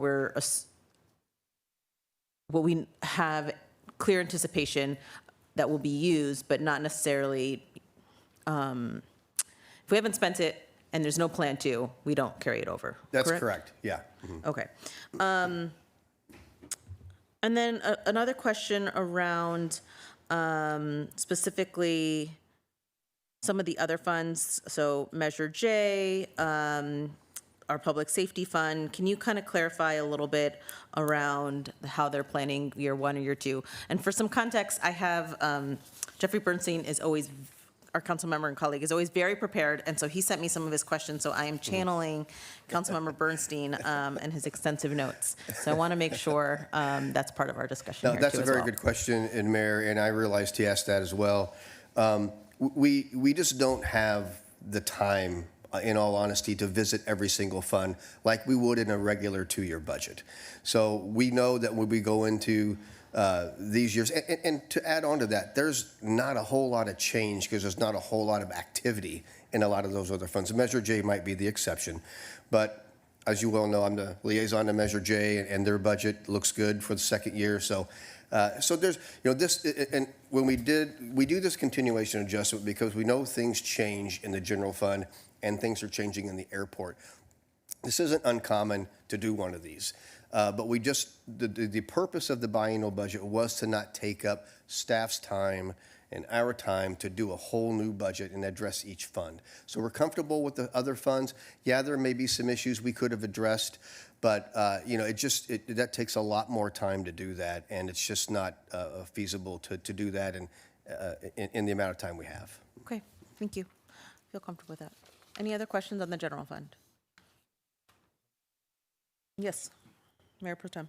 Yeah, so Chris, maybe you addressed this in the airport, but where in here you were increasing the amount for the lease payment at the yard? Where is that here in the general That'll fund? be in the airport budget. section. It'll be airport revenue. In the general fund, we are not increasing the general fund. We think that the facilities maintenance fund, where all this rent gets paid out of, can absorb those payments. So we're not adjusting the general fund this year.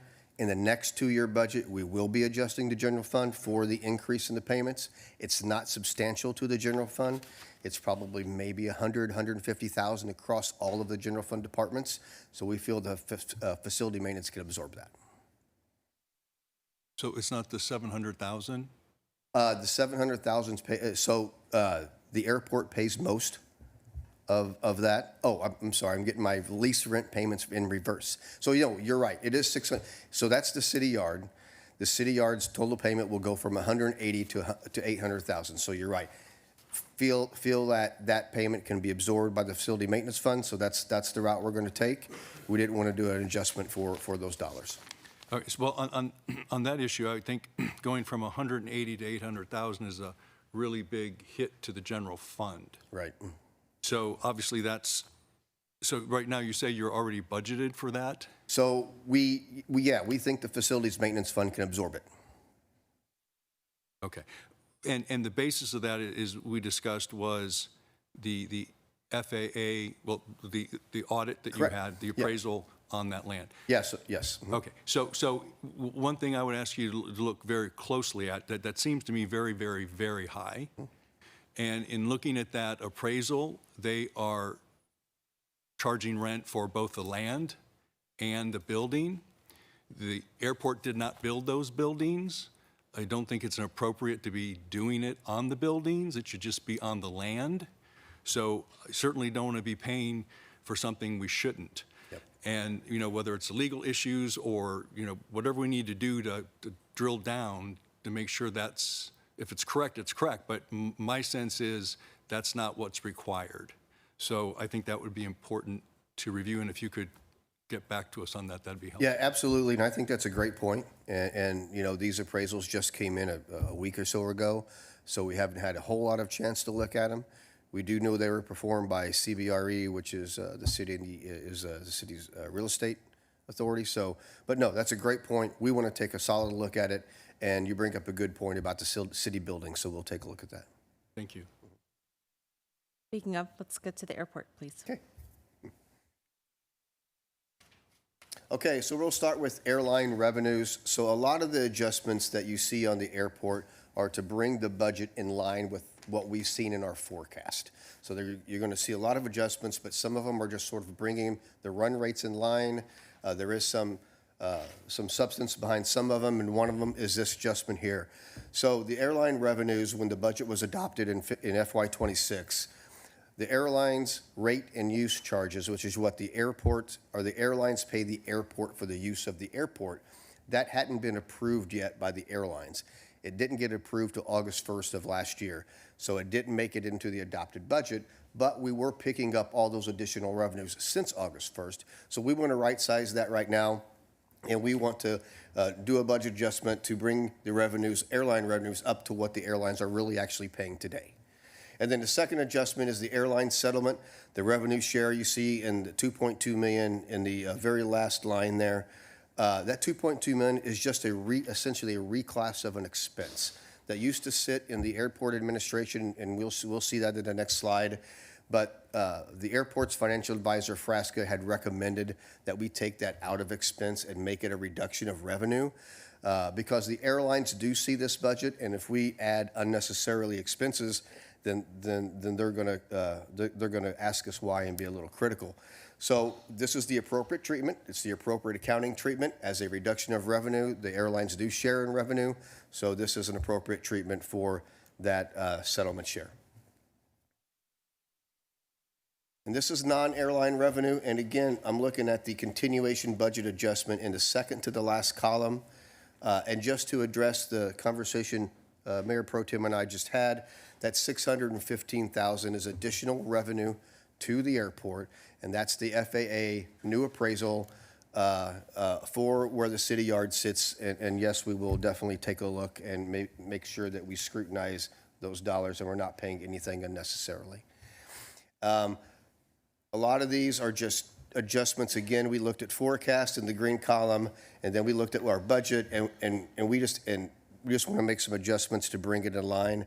But the adjustments with some substance in it is, if you look at the parking, 4 columns down, that $1.1 million proposed adjustment, when the budget was adopted, they didn't have the parking fee increase. So $20 per night to $26 per night that went into effect in December when the comprehensive fee schedule was passed. That didn't make it into the adopted budget. We have a full year of those fees now, so we're adding $1.1 million to the parking revenue. And then going down to on-airport rental car fees, the negative 1.5. What that is every year at the end of the year, we usually pay the rental car companies back for some overpayments they made in non-busy seasons. So we're adding that to the budget. That's a negative 1.5.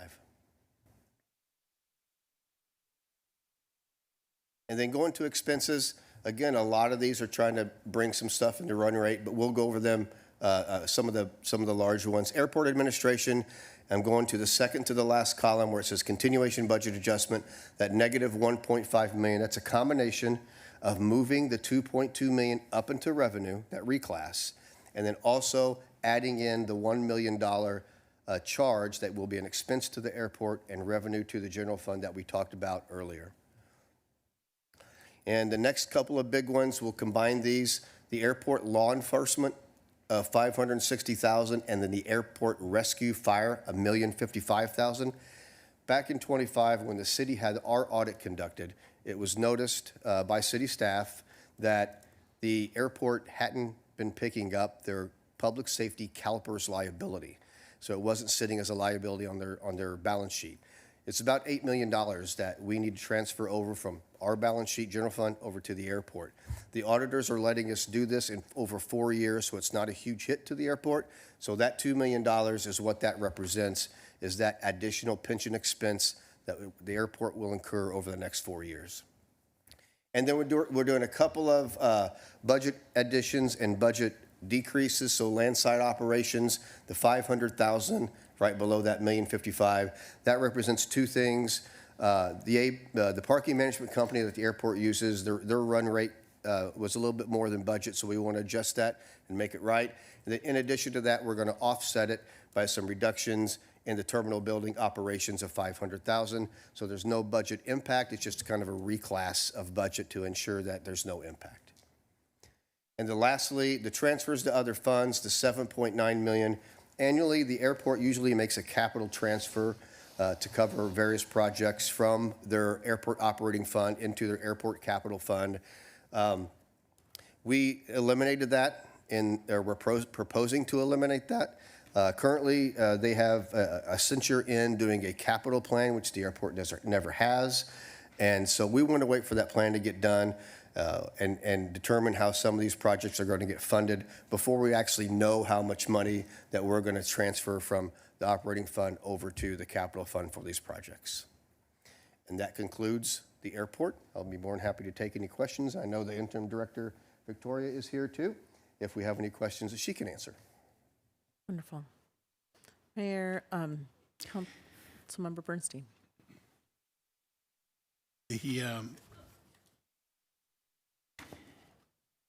Not an airport, Chris, but in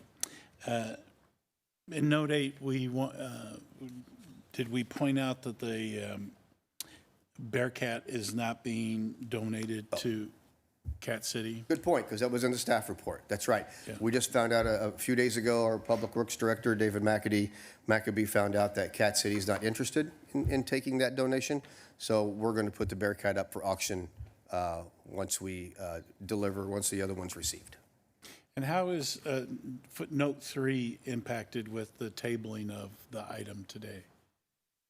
Yeah, so if we're going to continue to leave it in, but of course, we're coming back on the 24th for adoption.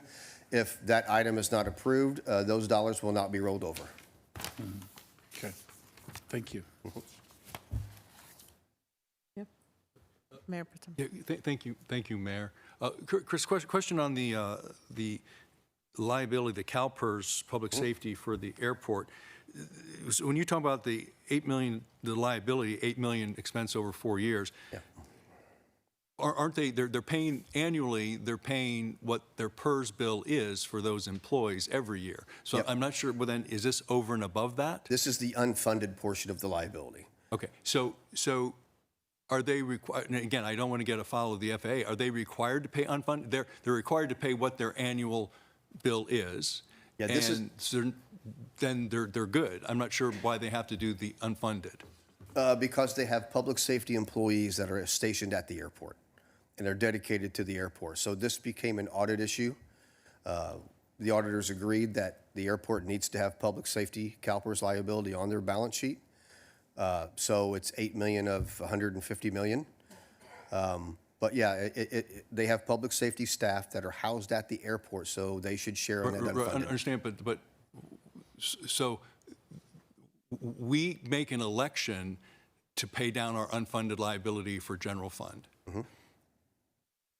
Can we impose that on the FAA? I guess is the question, and I'm not certain. I mean, maybe it's a question to look at. Yeah, well, we can. Probably we need to look at it a little bit further, but this essentially puts that liability on their balance sheet. We do make one payment in July for the city that goes directly toward the unfunded. So if we wanted to take a look at what the airport's share of that might be, we can take a look at it. Well, I'm not, I mean, if you can get that and pay that down, that's great. I'm just, again, I'm just not sure that. That's a good suggestion. That would be, that FAA would allow that. As Right. long as they're paying their annual amount, there's no requirement to pay extra on their mortgage, so to speak. And Yeah. that's why I just want to make sure we don't run afoul of that. No, we'll look at it, and we'll make sure that if that is something that the city wants to do and the auditors buy off on that, we'll definitely have to run it by the FAA, no doubt about it, but it's a good suggestion. Okay, thank you. Any other questions or comments on the airport? No? Okay, all right, well, thank you. We'll be back on the 24th, and we'll present same budget. Thank Oh, you. wait, this is public hearing. Just hold on. Oh, yeah. At this time, we'd like to open the public hearing. The public is invited to speak on this matter for up to 2 minutes. I believe, Michael, you were listed on here for this public hearing.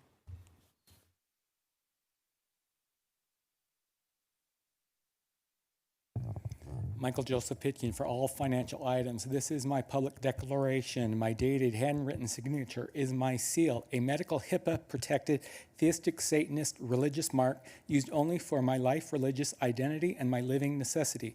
My handwritten signature is my contract with others. It is not to be used to sign any paper like a blank check under false pretenses. All of my adult consenting life in private, public, online, religious, business, and relationship websites, it has always been my intent to inform everyone of my adult consenting homosexual lifestyle. It has always been my intent of my notice of 21 years of age only. I do not consent anyone audio or video recording me under 21 years of age without my approval of their parental consent. I do not consent to anyone audio or video recording me in order to entrap, cause harm to my authentic identity. This is legal notice. I am HIV positive. If you touch me, you go to jail. If you continue to touch me after my disclosure, and if you spill my blood, it is an automatic hate crime. You go to prison. For those daily inciting violence and provoking, just because you do not approve or like me, cease and desist. The law, federal, state, international, tribal, and universe galaxies mandates once I disclose notice, all must back off. Whole world notice, hail God of all creation. And this shout out to my friend, Little Miss Honey Boo Boo. Hello.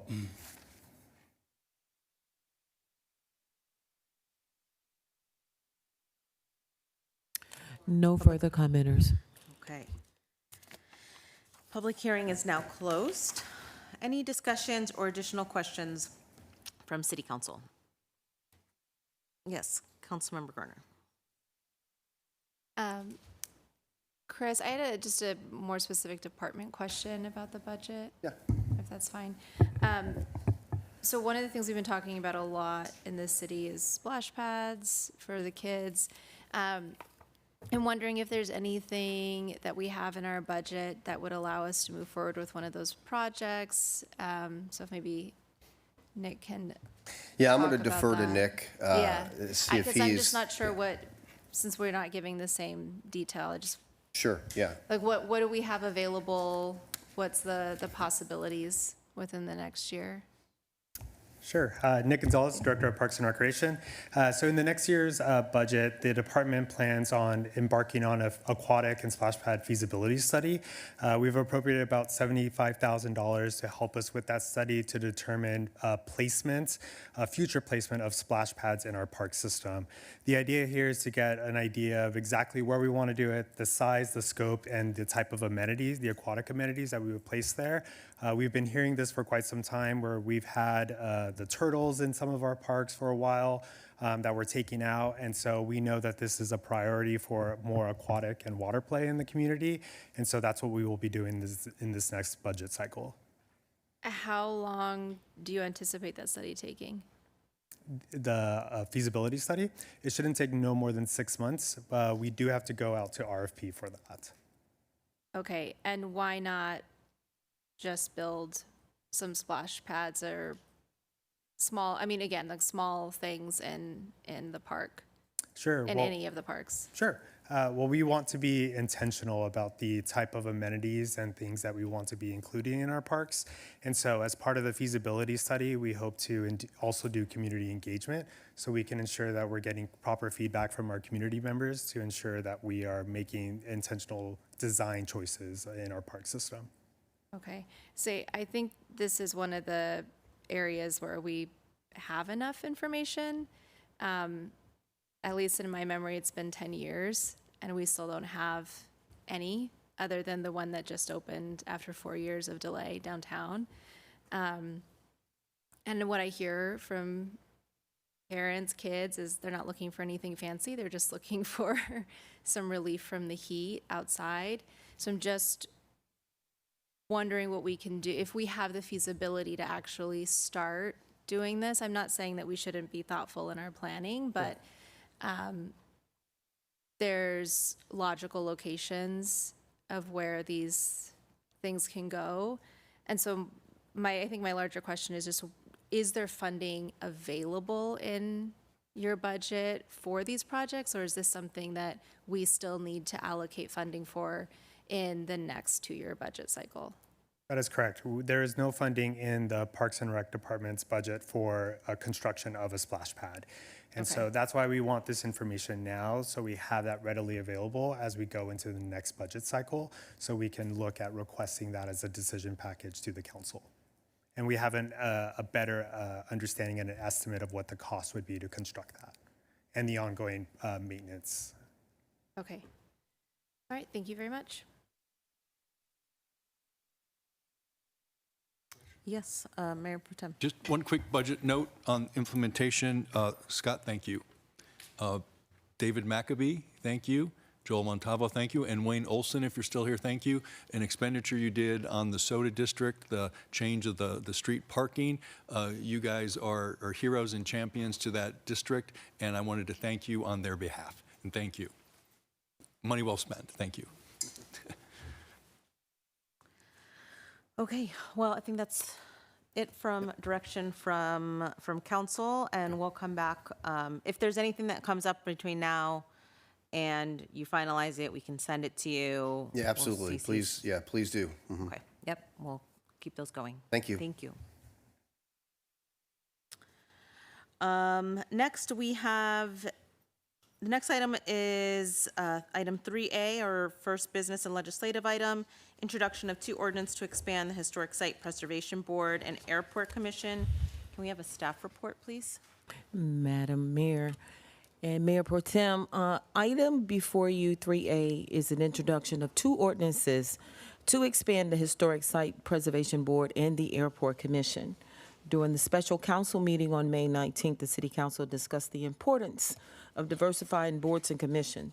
The council acknowledged the need to provide opportunities for applicants interested in joining these boards and recommended an ordinance amendment to add an alternate member to the board. The City Council Ad Hoc Subcommittee also recommended an ordinance amending the Airport Commission Board that would represent Visit Greater Palm Springs. So we do have both of these ordinances before you to expand the Historic Site and the Airport Commission. And if you have any questions. Thank you. Any questions or discussion from council? Nope. Nope. And the motion?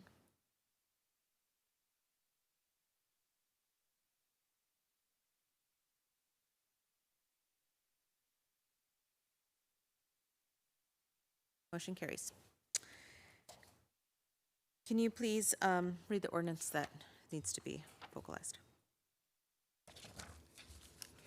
Yes, an ordinance of the City Council of the City of Palm Springs, California, amending Section 805040 and 805050 of the Palm Springs Municipal Code to expand the Historic Preservation Board to 8 members, adding 1 alternate member. An ordinance of the City Council of the City of Palm Springs, California, amending Section 21602 of the Palm Springs Municipal Code to expand the Palm Springs International Airport Commission to 20 members, 19 voting members, and 1 non-voting member representing Visit Greater Palm Springs. Thank you.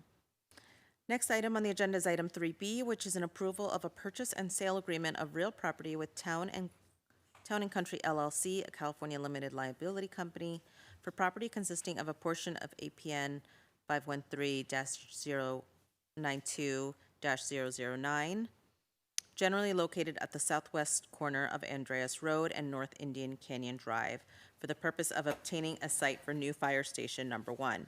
May we have a staff report, please? Madam Mayor, Mayor Pro Tem, and members of council, the item that we're bringing to you this evening is for a purchase and sale agreement for property that would serve Fire Station 1. In terms of the need for the fire station, the city commissioned a study from our consultant, Citygate, to do a fire services master plan for the entire city, looking at all stations and looking at all facilities. What it revealed and what you heard in testimony from our firefighters this evening is that Fire Station 1 is woefully out of date and insufficient to serve the downtown area. As part of that study, it did establish a preferred zone for a new Fire Station 1, and that's the area represented in red there on the map. And so it's a rather limited area in which to build a new fire station, and the reason for the boundaries of that is to prevent encroachment into other service areas. And so for that reason, staff looked at a number of sites in and around the preferred zone.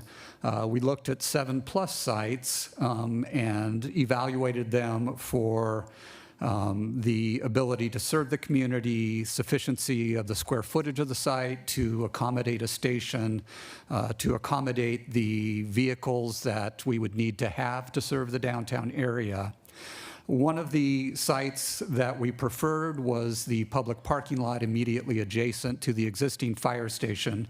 However, based on public input that we received, there was a concern with the loss of parking there, and so we reopened our discussions with the tribe and looking at sites that they might have available.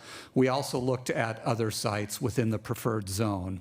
One of those that we landed on was what we're referring to as the Town and Country site, which is located at the southwest corner of Andreas Road and North Indian Canyon. The site that we're interested in is part of a larger parcel. We would actually propose to purchase just under an acre of that parcel. It does include 4 buildings on the site, 3 of which are Class 1 historic resources. The one that is most known as the Town and Country Building, or 169 North Indian Canyon.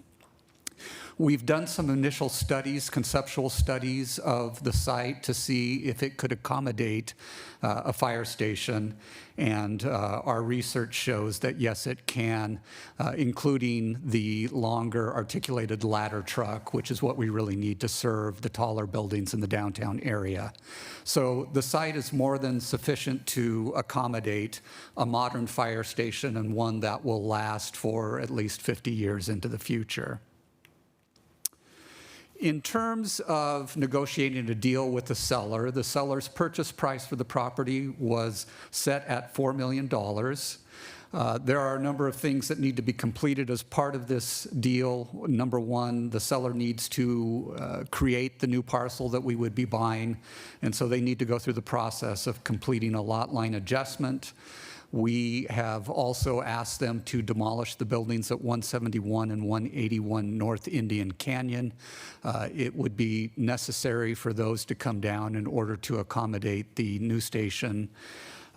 We've also asked them as part of that to shore and stabilize the existing building. 171 abuts a building at 165 North Indian Canyon, and we would need to have that building stabilized as we demolish the other 2. We've also asked them to fence and stabilize the site, remove the concrete foundations, remove the asphalt parking lot. Another thing that we've asked as part of this agreement is to lease 11 spaces in the parking lot immediately south of the Town and Country Building for future use by the city. In return, the seller is requesting to be able to have the opportunity to lease what we refer to as the grassed area in the courtyard, which is an area in front of the Town and Country Building with the intent for future outdoor dining. There are 6 existing residential units in the buildings at 171 and 181 North Indian Canyon. The seller is requesting credit for those 6 units that the city intends to demolish, and we have agreed to that point. In addition, the seller will need to build a new trash enclosure for their tenants, as well as a screen wall in their parking lot. They've asked the city to expedite the permits for those items. As part of any purchase of property, we have commissioned an independent appraisal to assess the appropriate value for this site. Our consultant, CBRE, considered the square footage of the site, the condition of the existing buildings, the highest and best use of the property, and they came back with a figure of $3.15 million.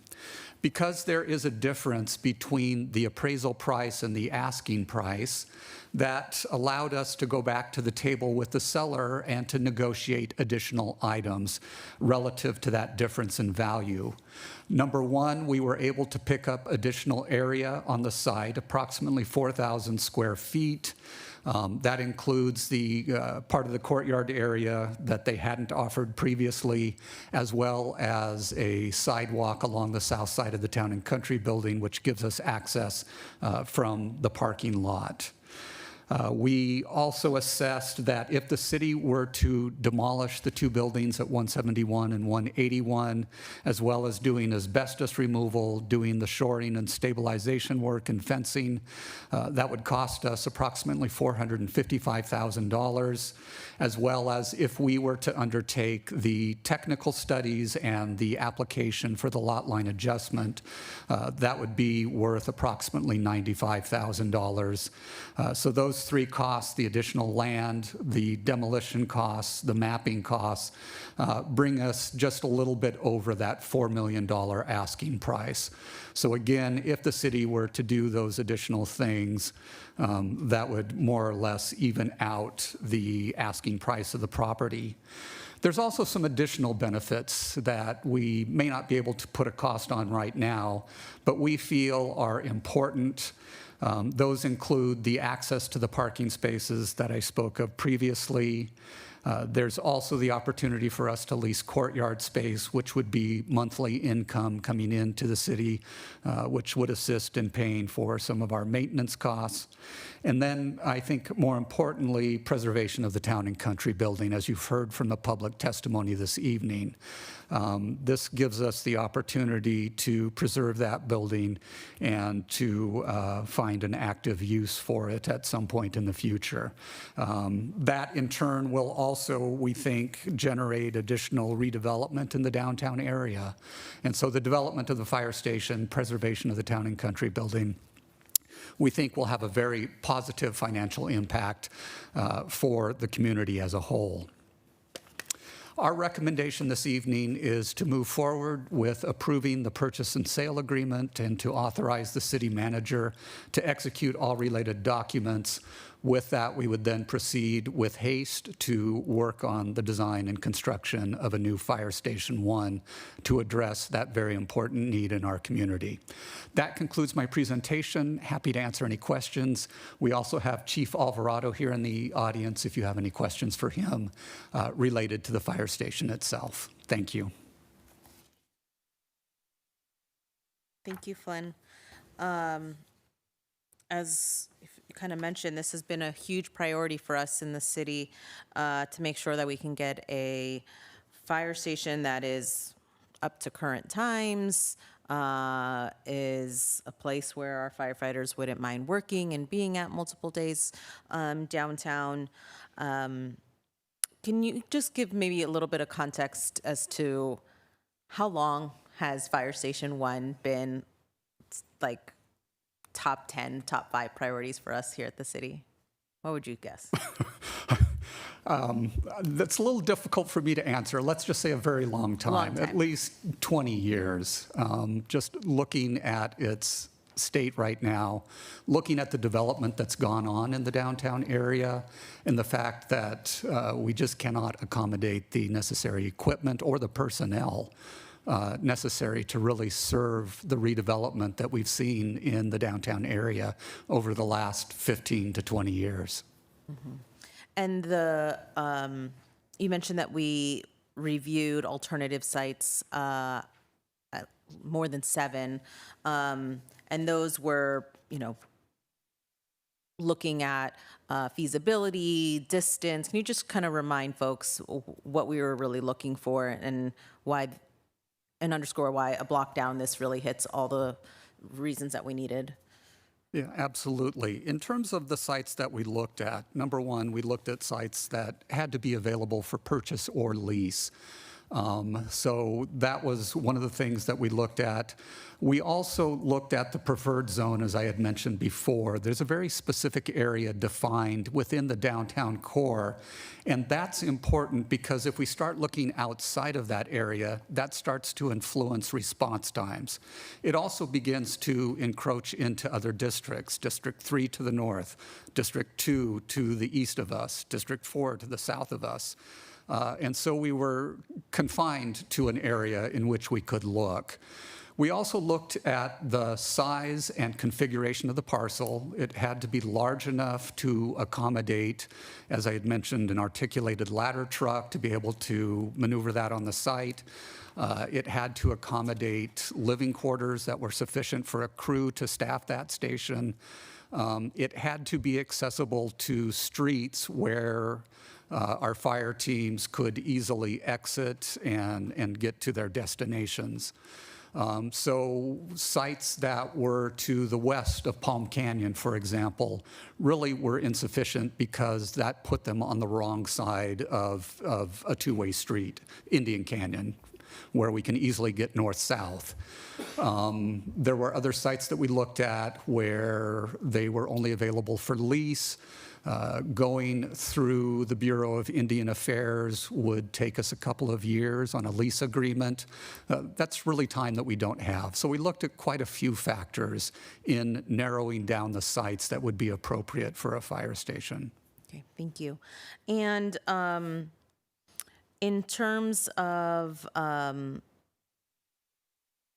in terms of the kind of the design and exploration on this new site, can you share how that's going? We do have an architect already reviewing that, and this was affirmed as a really viable and ideal place, right? Correct. We have an on-call architecture firm, Interactive Design Corporation, that works with us on a number of different projects. We had them evaluate the first site that we were looking at immediately south of the existing fire station and did studies on that site to look at being able to accommodate a station and maneuvering. When we decided to move on from that site and look at the Town and Country site, they also did the same set of studies for that site. They looked at the possibility of having vehicles enter off of Andreas or enter off of Indian, reviewed those studies with our city engineer in terms of the city's engineer's recommendations in terms of traffic flow. We also looked at the proposed square footage of the fire station, how we'd be able to accommodate that on the site. Obviously, it will need to be a two-story design. But we've looked at that, and we are comfortable that a couple of different configurations might work on that site. I just want to make it clear that these are conceptual studies. We haven't done the architectural design yet, as the community was questioning early in public comment this evening. We will select an architect and a contractor at a later stage. But conceptually, it does work. Absolutely. Okay, great. And then a question for Elizabeth. In terms of the negotiations around the $4 million and this agreement on the $4 million and additional items to be done on the property in preparation for the build, or Elizabeth or Scott, if you could share, has the process been productive, feasible, kind of describe a little bit on how quickly maybe we were able to kind of negotiate these final terms and why we feel kind of confident that these additional items really make the 4 million really appropriate. So I'll have to defer to the city manager and Flynn on sort of the process that you all went under, because Jeff Ballinger was engaged in these Right. negotiations. What I can tell you is, outside of my city attorney life, I do real estate for many, many jurisdictions in California. And this is not an uncommon structure where you have an appraised value and a sales price that maybe don't exactly match up, but there are additional benefits that the city's going to receive that sort of make it balance out. So the key is to avoid a gift of public funds, which is overpaying, and giving more public money and not really getting value for it. In this case, you're avoiding the time and the cost of demo yourself. You're avoiding a variety of things that you might otherwise have to do once you own the property. In addition, there's the sort of intangibles that Flynn had mentioned that we can't really put a dollar value on, but they clearly have benefit to the city and the community. And so those are all things that would go into the analysis of whether or not this would be a gift of public funds or an inappropriate payment in light of the benefits to the community. And I think based upon the information your staff has provided, that no court would find that there was a gift of public funds here. Thank you. And Flynn or Scott, do you have any thoughts on, in terms of level of pain or itchiness on negotiating this one? No, I think Elizabeth summarized it quite nicely. Flynn did a lot of work along with our fire chief in trying to work with the community. You know, we had a lot of stops and starts. We looked at a number of different sites. As I said, we had to stay within that zone of influence. We looked at tribal sites. We looked at other privately owned sites. You know, we looked originally at the site next to the fire station because it was our land, and it would have been free to us. So that had to be something that we had to give some thought to. So it was, it was important. I remember having to walk down the sidewalk with you and Councilmember DeHart, and when we looked at some other sites down the street on Indian. So, you know, we knew that we had to stay within that area. We knew we had to appraise the site. We knew we had to get pretty close to avoid any sort of gift of public funds. So pretty normal real estate acquisition process. Okay, thank you. I'm going to see if any of my colleagues have any questions or comments. Councilmember Garner. Thanks so much, Flynn. Can you just talk a little bit about the process that the city's taken to talk with nearby business owners and kind of what their response has been? Certainly. When we seem to be coming close to finalizing the deal points on this property, we put together an outreach plan to conduct one-on-one visits with adjacent property owners and businesses.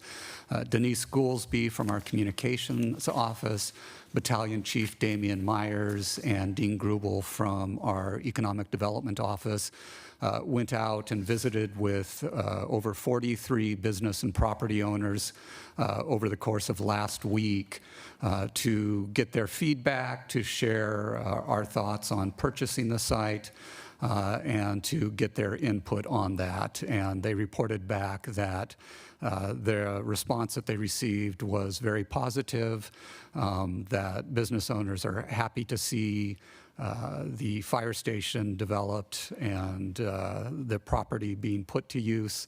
And so it's been very positive so far. We do have a couple more property owners and business owners to reach out to, which we'll do in the next week or so. But overall, the engagement with the public has been very positive. Thank you. Really appreciate you doing that as well. We want everyone to be excited about this because it's a really important, wonderful project that we're doing. Just in terms of architecture, design, one of the things that I just want to make sure again that we really do is make sure that we're in communication with our firefighters who live there, work there on a regular basis. Their input in this process and how things function is the most important aspect of the design, even down to where you put outlets is useful for somebody who's going to be living in this facility. So I just want to make sure that that's prioritized, that we are working with our fire department, especially the staff that are very likely to be moving into that facility.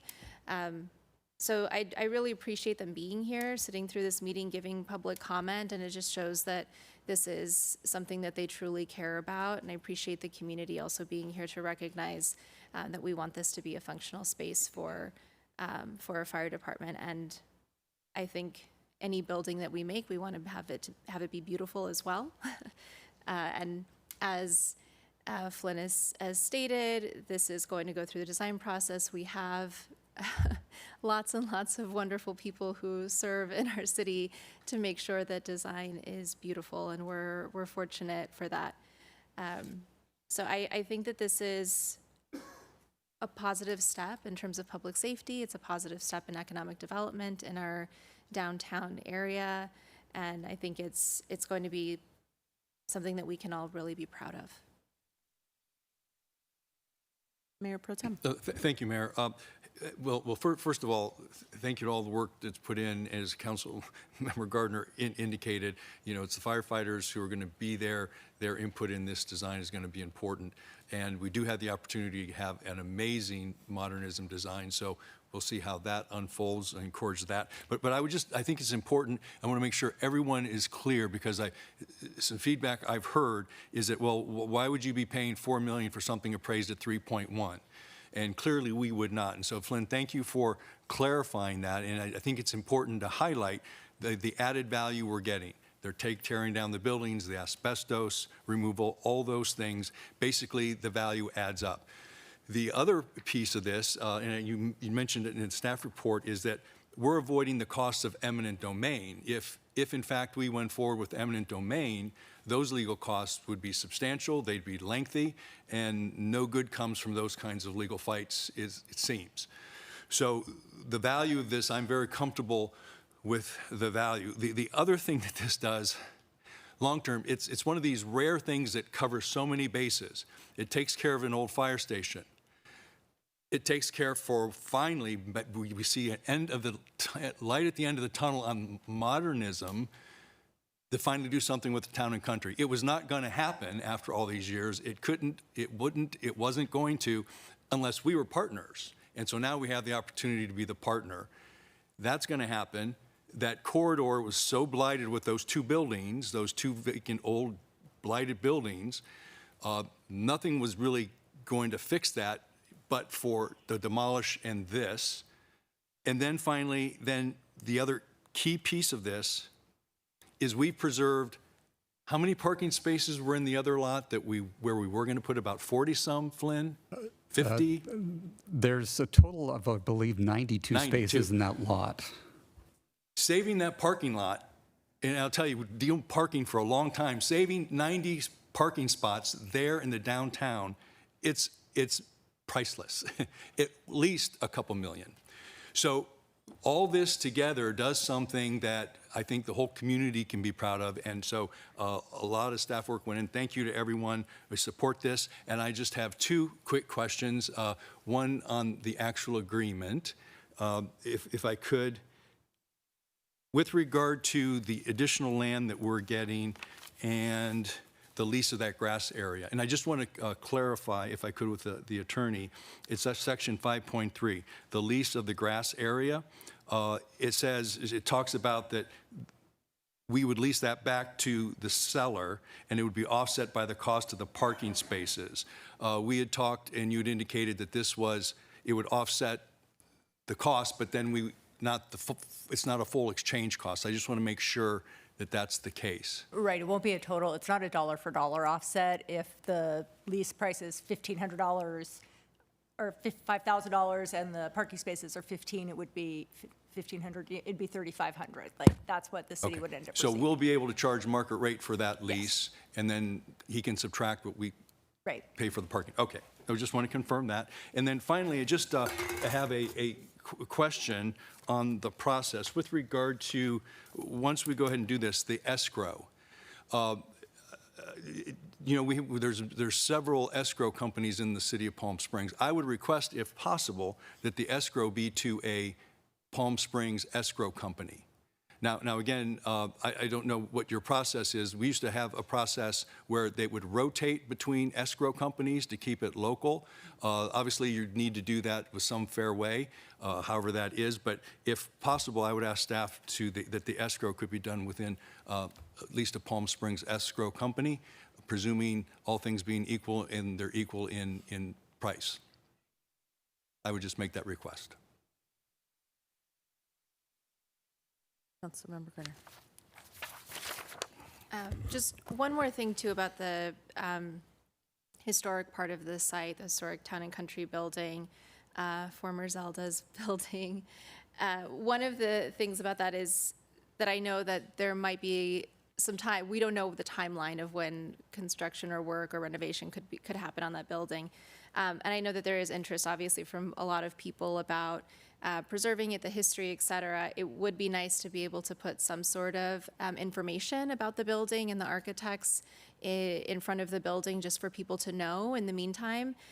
Paul R. Williams, for instance, was a prominent Black architect, and it's one of the stops on the Black History Tour that happens in our city.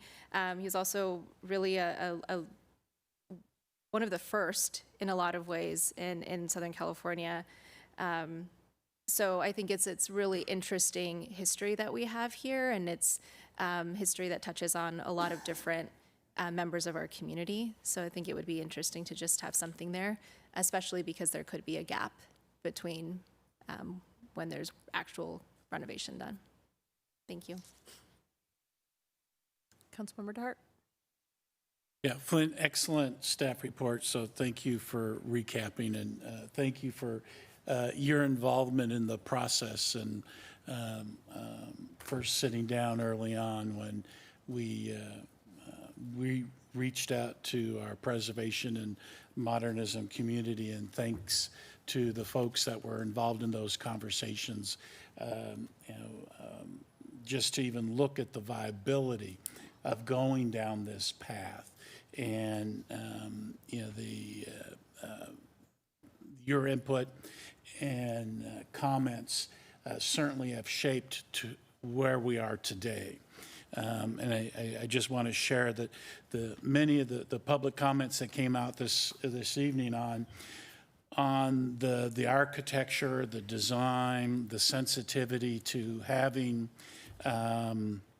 a specialist involved in the design process, that will all come after we actually start working on the building and that entire process.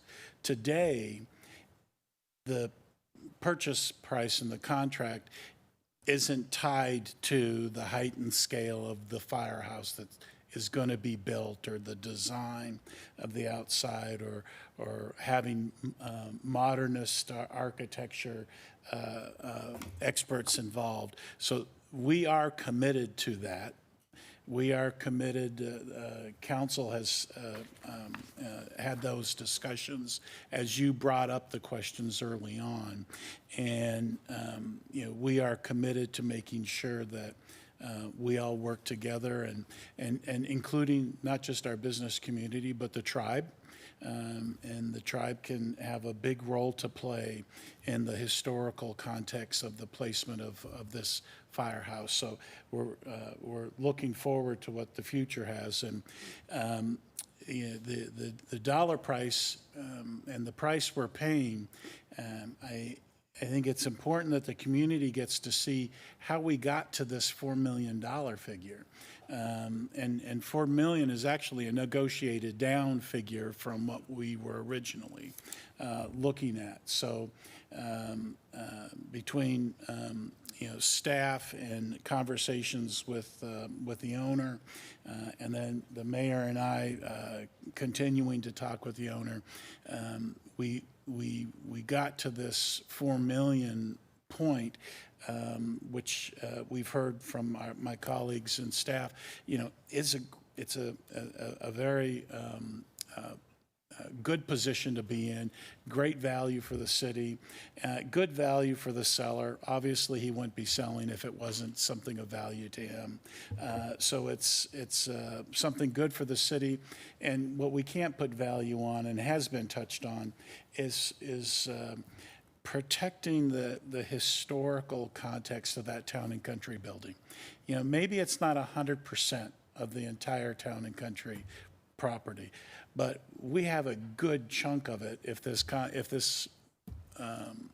goes through tonight.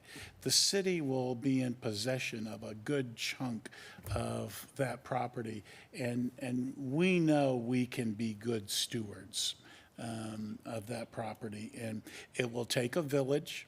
It will take the modernism community, a preservation community, working together with the city.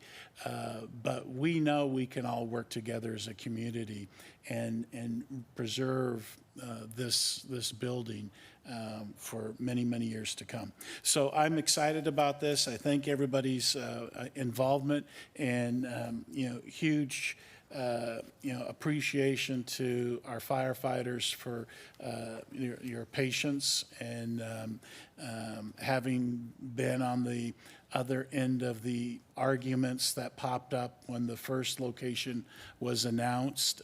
It's not always easy to be on the end of a lot of complaints and people's anger. So I appreciate you all sticking with it and hearing folks out in the community and taking the time to talk with the community was very important. And I know the merchants in the 200 block that raised some of those initial concerns are very, very happy with the way the fire department was involved in this process and how you all took time to personally talk to them. So thank you for doing that. I know it's not in your job description, but thank you for being there to lend that olive branch and be open for conversation.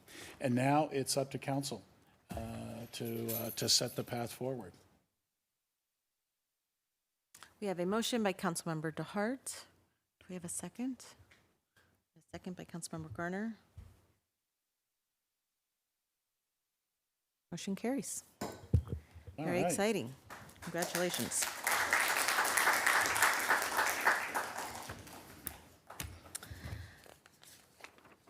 Our next item on the agenda is item 3C, which is a request for authorization of issuance of long-term bonds or other obligations payable from assessments levied within the Palm Springs Tourism Infrastructure District.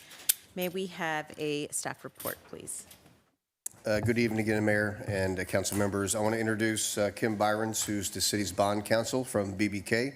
She's going to give the staff report. Good evening, Mayor and members of the City Council. I'm Kim Byrons. I'm with Best & Krieger. We act as bond counsel for the city. So as you know, the Palm Springs TID was formed late last month, and you've taken action to levy assessments in the TID, and now it's time to consider long-term obligations and begin the process for issuing bonds of the TID. So before you tonight is a resolution approving a bond issue or any long-term obligation and authorizing the city to prepare those with its financing team to move forward for the issuance of bonds. We will come back at a later time for approval with the final bond documents, the disclosure documents to be sold or to be offered to the general public for purchase. That's basically the report. If you have any questions, I'd be happy to answer them. Thank you. Do we have any questions from City Council on this? Do not. Okay. We have a motion. We have a second.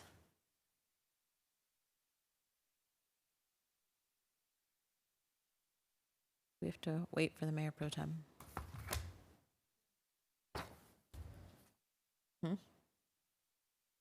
I think we're voting.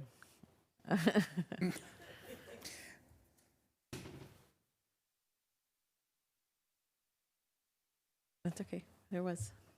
Okay. Motion carries. Thank you. Thank you very much. Have a good night. Thank you for driving all the way out for that crucially long presentation. Thank you, Kim. The easiest one of the night. Next item on the agenda is item 3D, which is a request for, to discuss and provide direction to staff regarding the teleconferencing pursuant to recent Brown Act amendments, SB 707. May we have a staff report, please? Thank you, Madam Mayor. Elizabeth Hull, BB&K. I'll be filling in on this one. So a few years ago, in December of 2023, the City Council made a decision to, sorry. No, it's this Knicks game. It's crazy. Okay, keep going. I'm going to make this short so we can get out of here. In December of 2023, you all had a choice of whether you wanted to use the new teleconferencing rules or stick with the classic Brown Act rules. At that time, you made a decision to stick with the classic Brown Act rules. Since then, last year, SB 707 was passed. It dealt with many of the concerns that people had with the newer teleconferencing rules.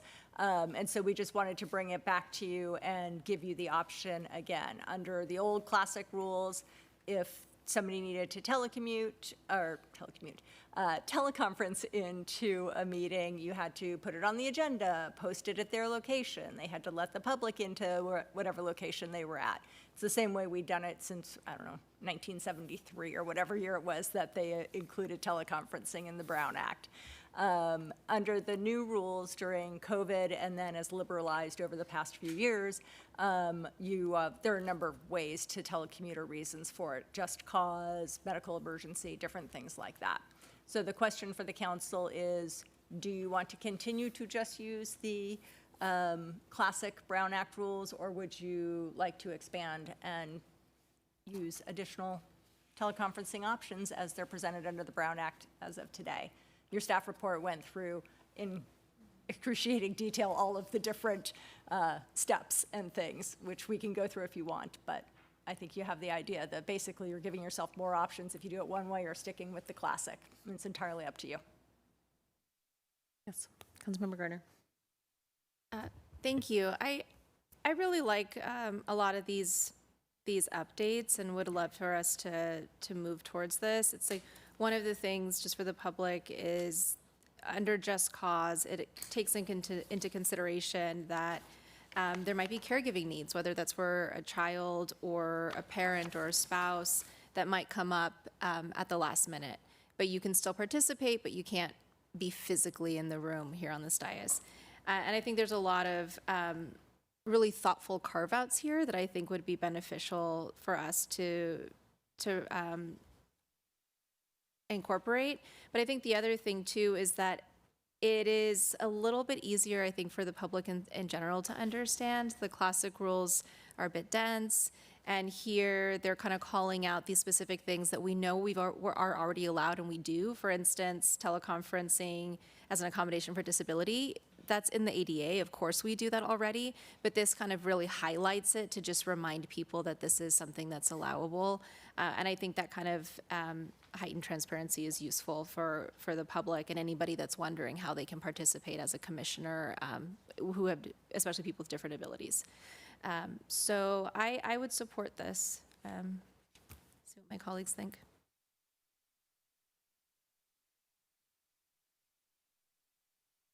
I'm the same. I support going with the new updated, more fun and current and hip guidelines. And it doesn't exclude you from using the classic. The classic still exists, so if you know ahead of time and you want to use the classic, that's still an option for you. This is just giving yourselves a little bit more flexibility. I agree, and I think this is just.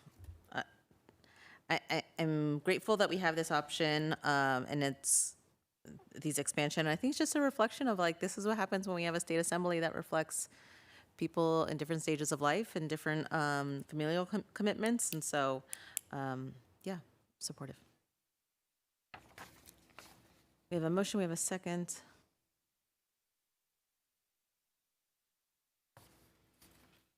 Motion carries.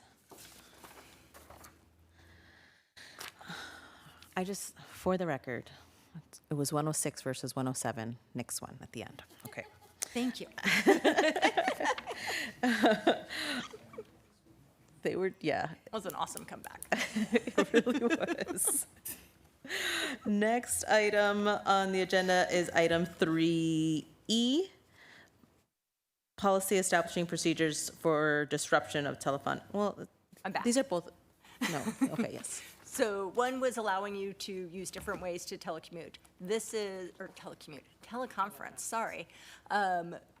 This item, SB 707, which became effective the first of the year, requires the city to adopt a policy on what happens if you lose connectivity. So if your internet goes out and you've told people that they can teleconference, what happens? So it just you have to set forth a policy on how you're going to handle it. And the law tells you, the Brown Act under SB 707 tells you how you're going to handle it. You're going to adjourn immediately as soon as you become aware of the problem. You're going to hang out for an hour while your IT staff scurries and is really stressed out and tries to solve the problem. And then you're going to reconvene after an hour. And if you've solved it, great, you can continue on. If you haven't solved it, then you adjourn, or you make a finding that the items on the agenda are of public importance and need to happen, and then you continue on without the teleconferencing. There's some more in there on sort of how it works and that, but that's sort of the gist of it, is you're required by July 1st to adopt a policy, and so this is sort of what BB&K considers best practices and is very similar to what most of your colleagues are adopting across the state. Yep, supportive as well. Can you send the motion? Thank you. We have a motion and a second.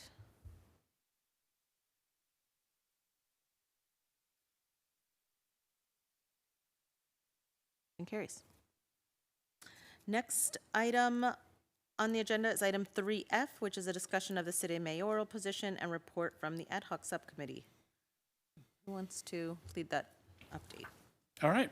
Councilmember Garner and I attended the first meeting of the working group on January 8 here at City Hall, and all invited participants were there, and we took a little time for folks to have introductions.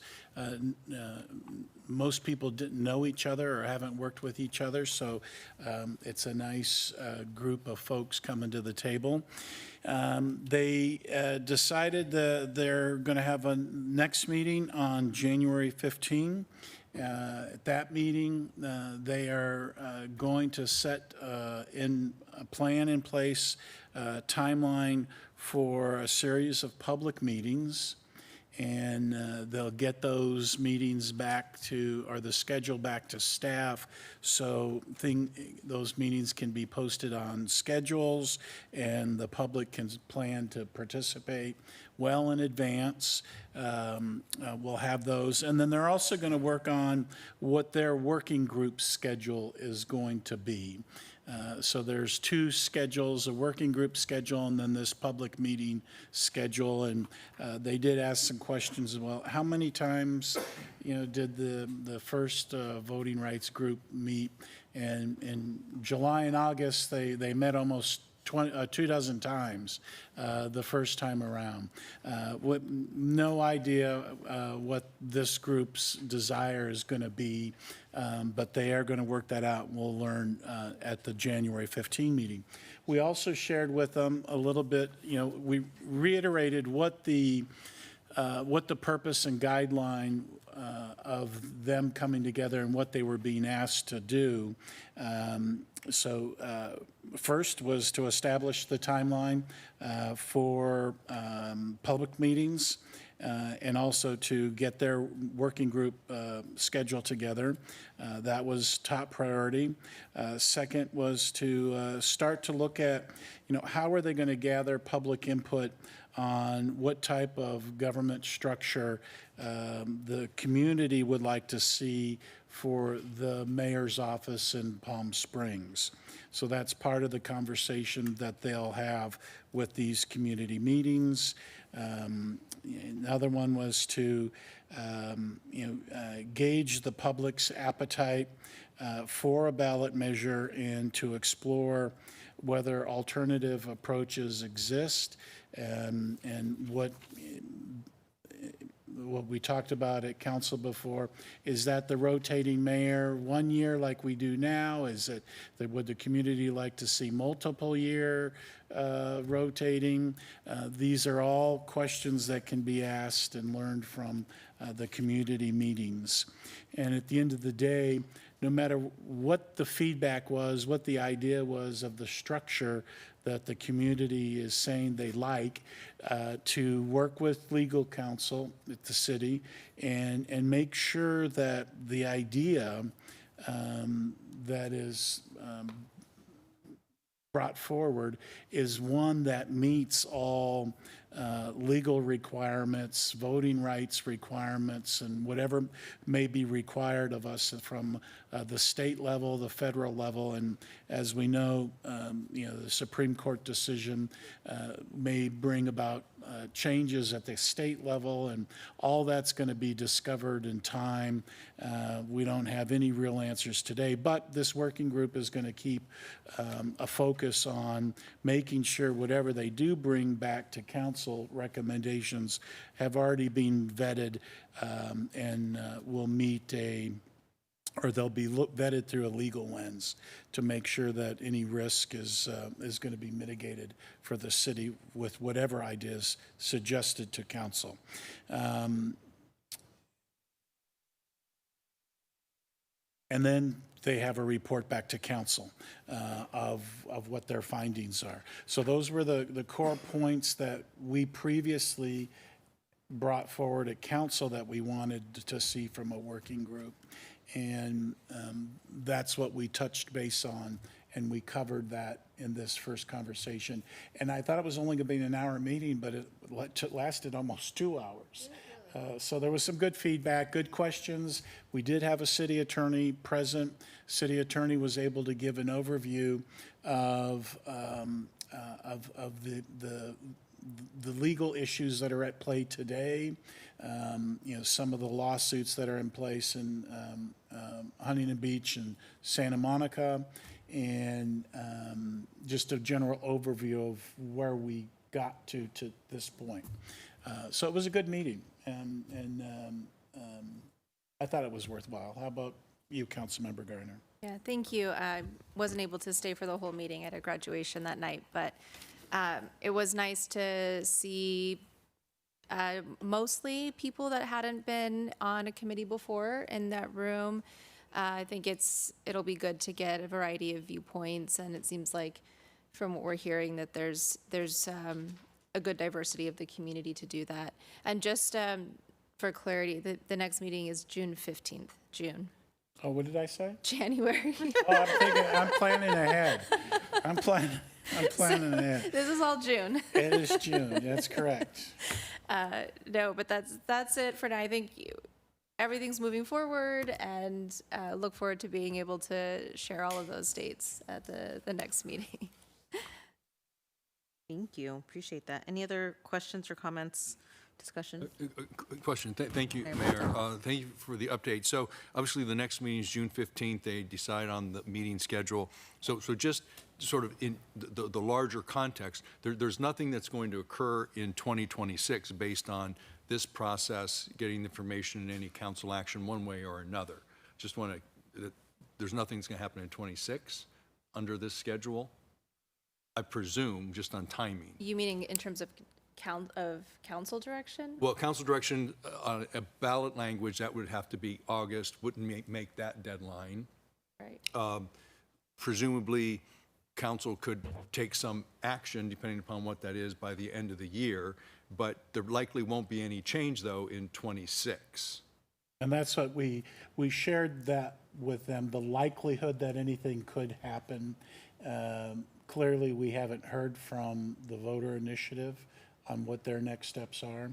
But we know council is going on holiday in the middle of June to July to the middle of August. And so any council action is highly unlikely. So we won't see something from council. So this working group really needs to look at what's the next timing urgency. And that would be getting some kind of feedback and idea leading into a potential, could be a potential action from a voter initiative in as early as '27. But we don't want the working group to lose time, and they need to get the community together and get these questions answered in case there is an initiative that comes forward for '27. They're prepared and they're able to give council some input on what they've learned. And nothing may come until '28, you know. Yeah, and I think a big part of this, right, is that doing community engagement, having these conversations with the public, because ballot measures, all of this stuff is a lot of money as well. And so if there's consensus and just good community discussion that's happening, then maybe that doesn't need to happen, right? And we can make decisions based on what we're hearing from the community. So if it's a robust process, that could be very well what happens. But again, it's just the beginning. Thank you. Thank you.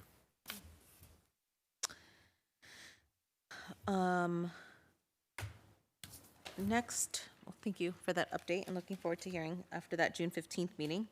Next is public comment. Next item is public comment on non-agenda items. This time has been set aside for members of the public to address City Council on items of general interest within the subject matter jurisdiction of the city. We value your comments. However, pursuant to the Brown Act, we cannot take any action on anything that wasn't listed on our agenda. We have 2 minutes for each speaker. We have, looks like 2 speakers. Michael Joseph Pitkin is first, and Dale Rolfe will be second on Zoom.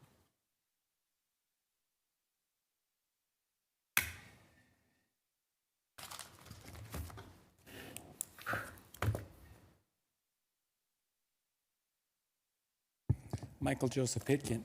When my mom and my ex, Jeff Hill, made their own arrangement to have he and his children stay during his summer month visit, Terry Hordness would call every day asking if the children were being molested. When Terry refused to put the children on the judge's airfare, she was in contempt, and the judge was going to give the children over to Jeff. Out of retaliation, Terry sued me, my mother, Father Pat Russell, and Jeff in court for molestation charges. The judge knew exactly the game Terry was playing and threw the case out.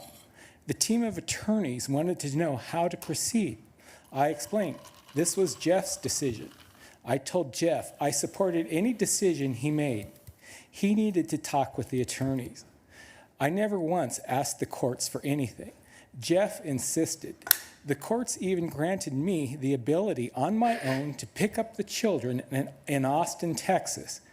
I went to my mom's. I called him a couple days later to see what he decided.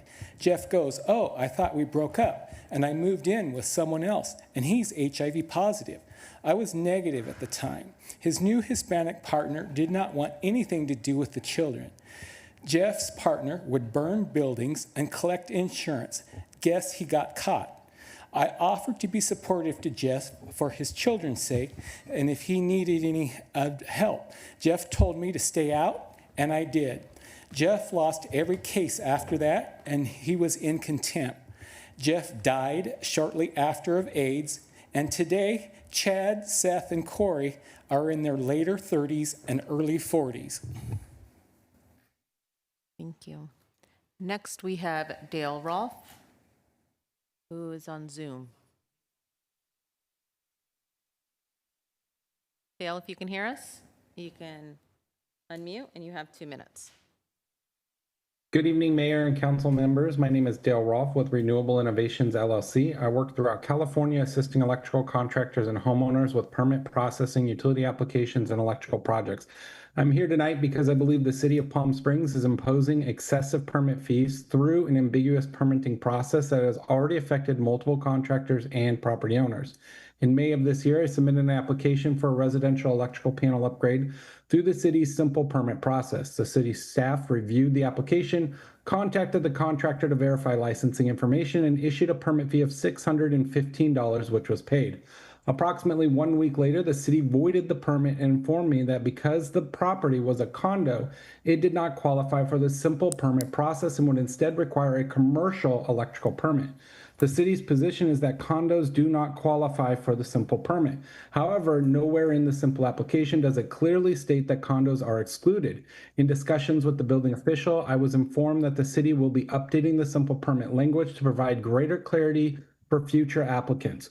I appreciate that effort, and it affirms the confusion that currently exists within the permitting process. But more concerning was learning that the city considers a standard 200 amp electrical panel upgrade servicing an individual residential condo unit to fall under a permit category carrying a fee of approximately $1,854. Fortunately, the city ultimately allowed the replacement permit to be issued at the same $615 fee rather than the full amount. So this homeowner and contractor resulted in a total permit cost of $1,230.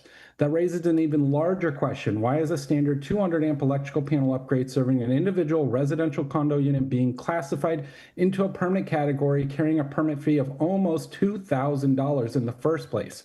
California law generally requires local agency fees to bear a reasonable relationship to the services provided, yet Palm Springs charges some of the highest electrical permit fees I have encountered anywhere in California. Majority of cities and counties throughout California charge between $150 to $250 for similar electrical permits.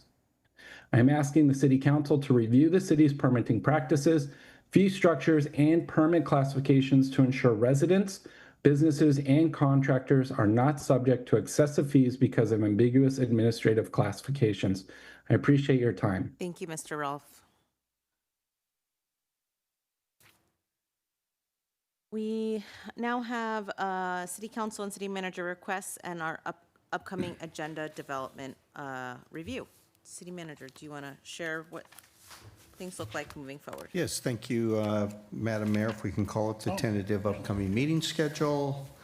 We have 2 meetings left before our summer recess. As you can see, at our next meeting, we will have a presentation by Martha's Village and Kitchen, which we've been talking about for a while. And then we'll have 2 public hearings. One is our annual street lighting maintenance district public hearing, as well as our small business T-bid public hearing that folks were talking about this evening. And then the continuation budget will be back for your approval. We do have a vacation rental ordinance update, so we're still working with VRON on that, and whether this is the right time to bring it back, we'll be talking more with them. The Convention Center food and beverage contract will be ready for your consideration, and any updates on the mayoral election work that council members Garner and DeHart are doing.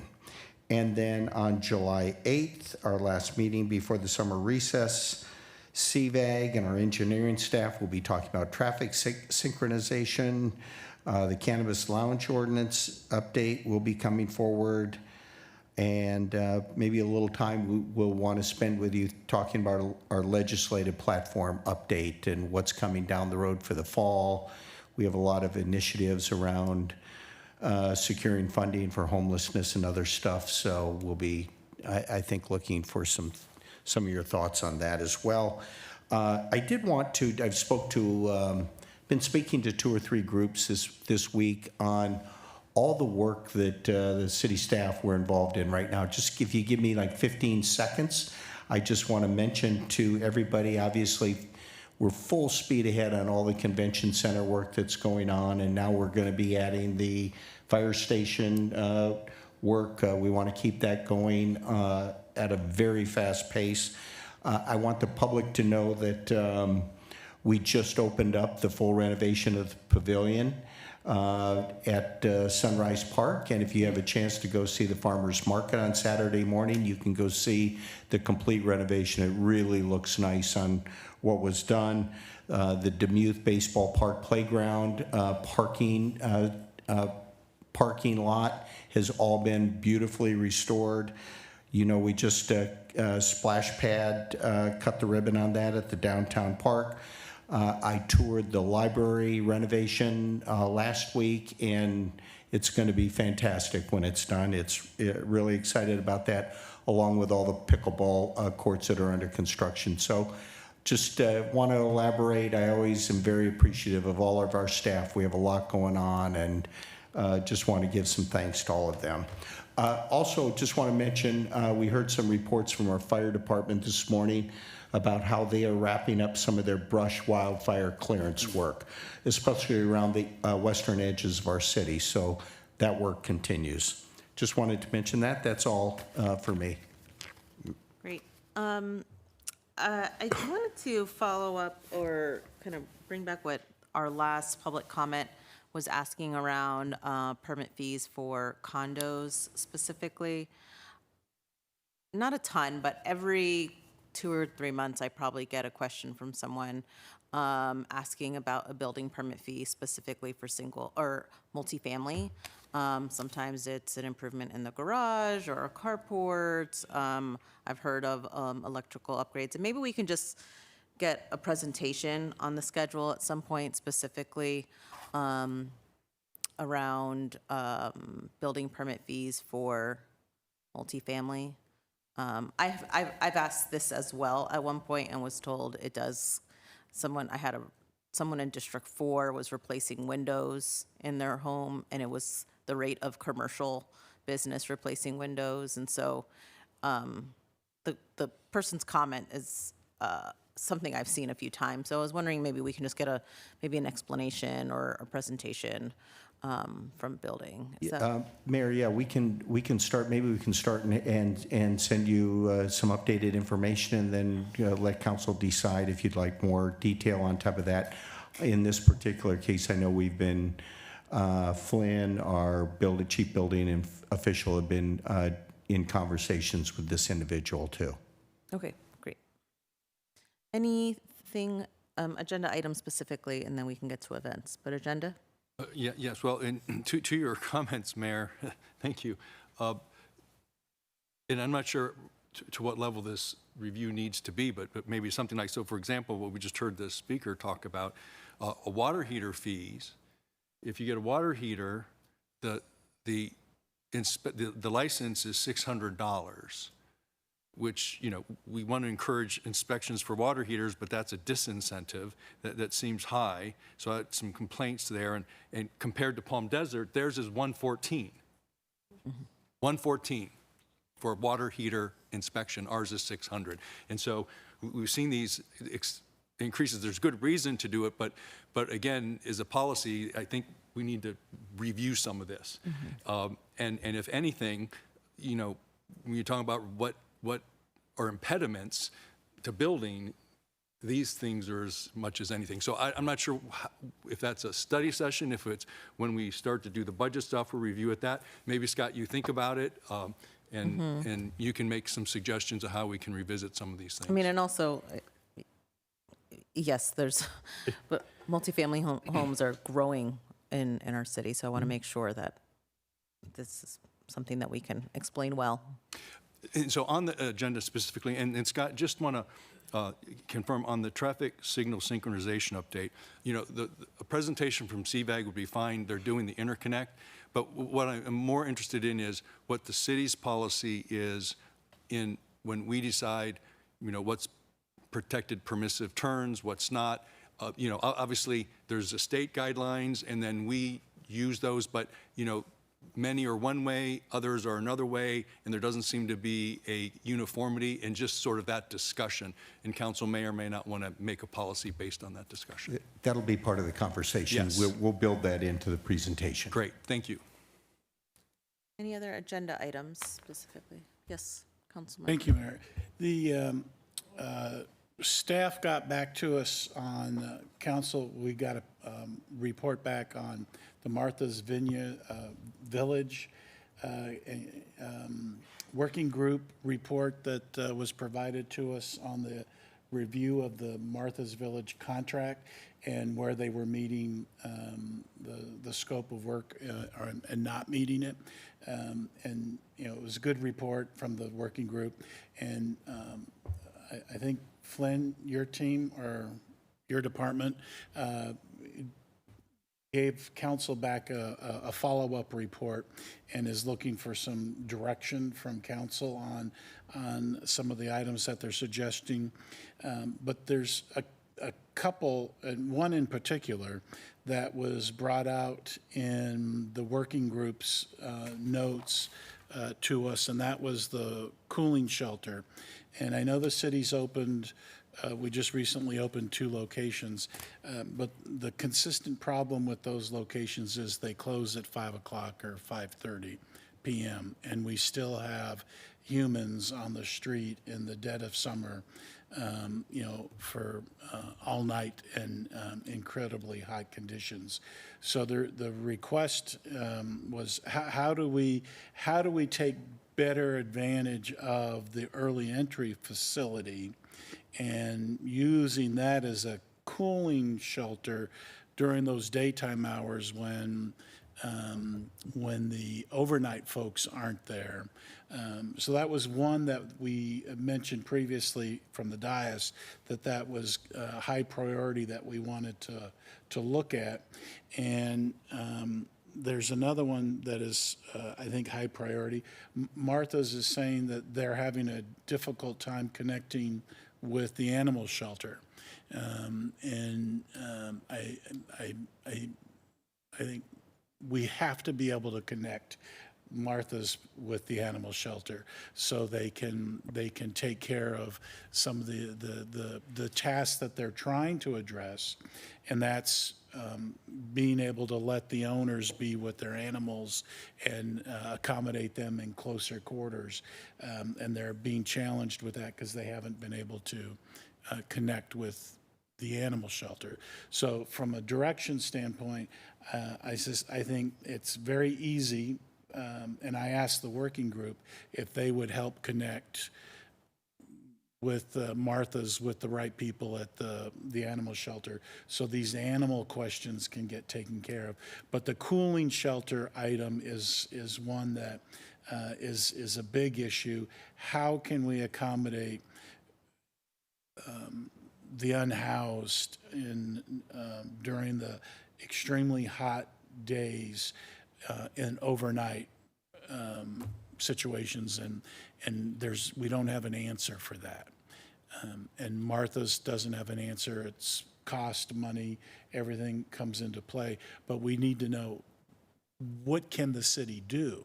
And if it's a cost, council needs to know what that is, and you know, what can we provide? So that is a big issue that we I think we need urgency on. And the other items, I suspect we all can give comments back to Scott and Flynn, if y'all have any comments.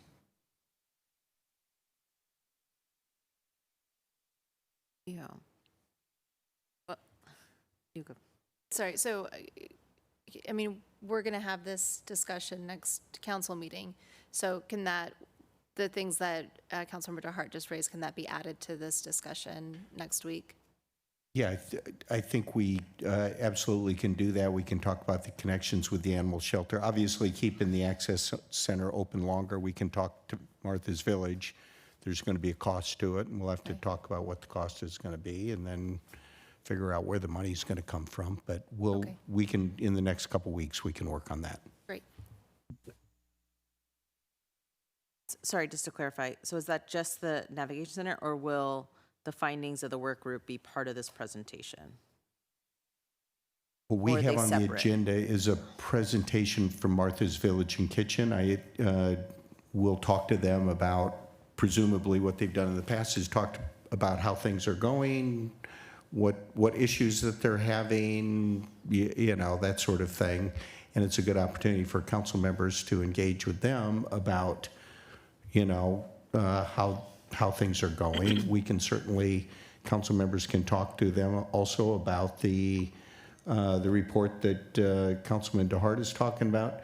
We've already, I'm sure we've shared that report with Martha's as well, so they're familiar with it.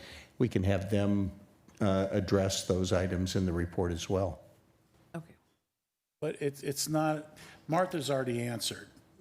They've worked with staff, and Martha's given responses to every item raised in the working group's report. We need action, and so this started on May 4th. We got the report to staff. We need now to act on those requests that are being pointed out. So it needs to be a discussion on council, and yes, some of it is money, but I think you all need to tell council what that money is so the public's aware that in order to do A, B, and C, it's going to cost the city this much money, and then city council's got to make a decision. Can we create, or is there a possibility to create an overnight cooling shelter? If there is, what's that cost, and do we have the ability to make it happen? So we're not in a discussion phase with Martha's Village. They're already telling us in the report it's going to cost money. So I think we're really more in how does staff tell us what it's going to cost to make it happen? So I think I'll have to defer to the attorney, but I think what we'll need is direction from council this evening to agendize an item for discussion at the next meeting in addition to the presentation. Yeah, I would agree. It sounds like you have a presentation generally scheduled, but if you want to take action on anything, you're going to need an agenda item for that, so. I mean, I think the presentation is going to lead to lots of discussion, so if it needs to be an agenda item instead of a presentation, then that's what it needs to be. Well, what I heard Councilman DeHart indicate is he wants something more than just a presentation from Martha's Village and Kitchen. Well, correct, but I think addressing the things that have been raised, you know, here's the feedback that's been received, and what is staff determining is possible versus not possible, what can we work towards? I mean, I'm not saying that there's going to be everything can be solved, but to allow for further, more robust discussion. Yeah, I guess my question is, are you recommending a presentation and an agenda item, or are we just doing in a business item so then we can just discuss it? So right now, as I understand it, you have a presentation scheduled. So that would just be a presentation from this group, and you can ask a few questions or whatever. If you want to actually take action on something, then you can do it either way. You can have a presentation and then have a separate discussion item. You can just make it all one item where they're given some period of time to present. It's really at your pleasure. We just need direction from you as to how you want it presented. What I'm hearing, I think, is that you just want one item where Martha's Village makes a presentation, staff has a presentation to address some of the issues that you've outlined here. You guys have a discussion and provide some direction to staff. Yes, it makes sense to me to kind of do it all at the same time. Yeah. Yep. I don't even need the presentation from Martha's Village, because we've got their answers already. They've already told us what their view is. We need staff recommendation on how do we what can we do based off of what Martha's already told us and what the working group has identified. So I think it's a business and legislative item, I think is the title on your agenda. It would Yeah, fall under there. I think it doesn't hurt to still have the presentation from Martha's, and we can just expand that instead of a presentation to a business item. Yeah. Okay. So just we're going to stick with the presentation from Martha's Village. No, it's gonna, instead of a presentation, it will be a business and legislative item. Martha's will present, staff will present, and then council will be able to discuss. Give direction. Okay. Thank you. No other, any other agenda? No, just a comment. Okay, yeah, go first. I have a few events, but you go first. Would like to share, during the meeting, Aftab Dada wrote in and shared that he would like to pledge $1,000 to support the Pierce's Pledge effort at the police department, so we don't have fees involved when somebody wants to retrieve their weapon that they surrendered. So it really can be a no financial barrier situation. So thank you, Aftab. Thank you for that update. That's great. A few events coming up between now and our next council meeting. Next week, there is a flurry of events for Juneteenth, starting Thursday, June 18th for the kickoff. On Friday, there's the Unity Picnic, a concert, a Tina Turner tribute concert. I will tell my mom, she loves Tina Turner. But just a variety of really great events next week. So thank you to the Black History Committee and all the other partners who are making this such a fabulous week. And there's also XOXO starting June 11th tomorrow through the 22nd. Short Fest, June 23rd to 29. We have PS Next as well, that June 22nd, 23rd. So just a variety of events here in the city. It's not a slow June, so many things to do. And if there are no other comments, the next city council meeting will be held on Wednesday, June 24th at 5:30 p.m. This meeting is now adjourned.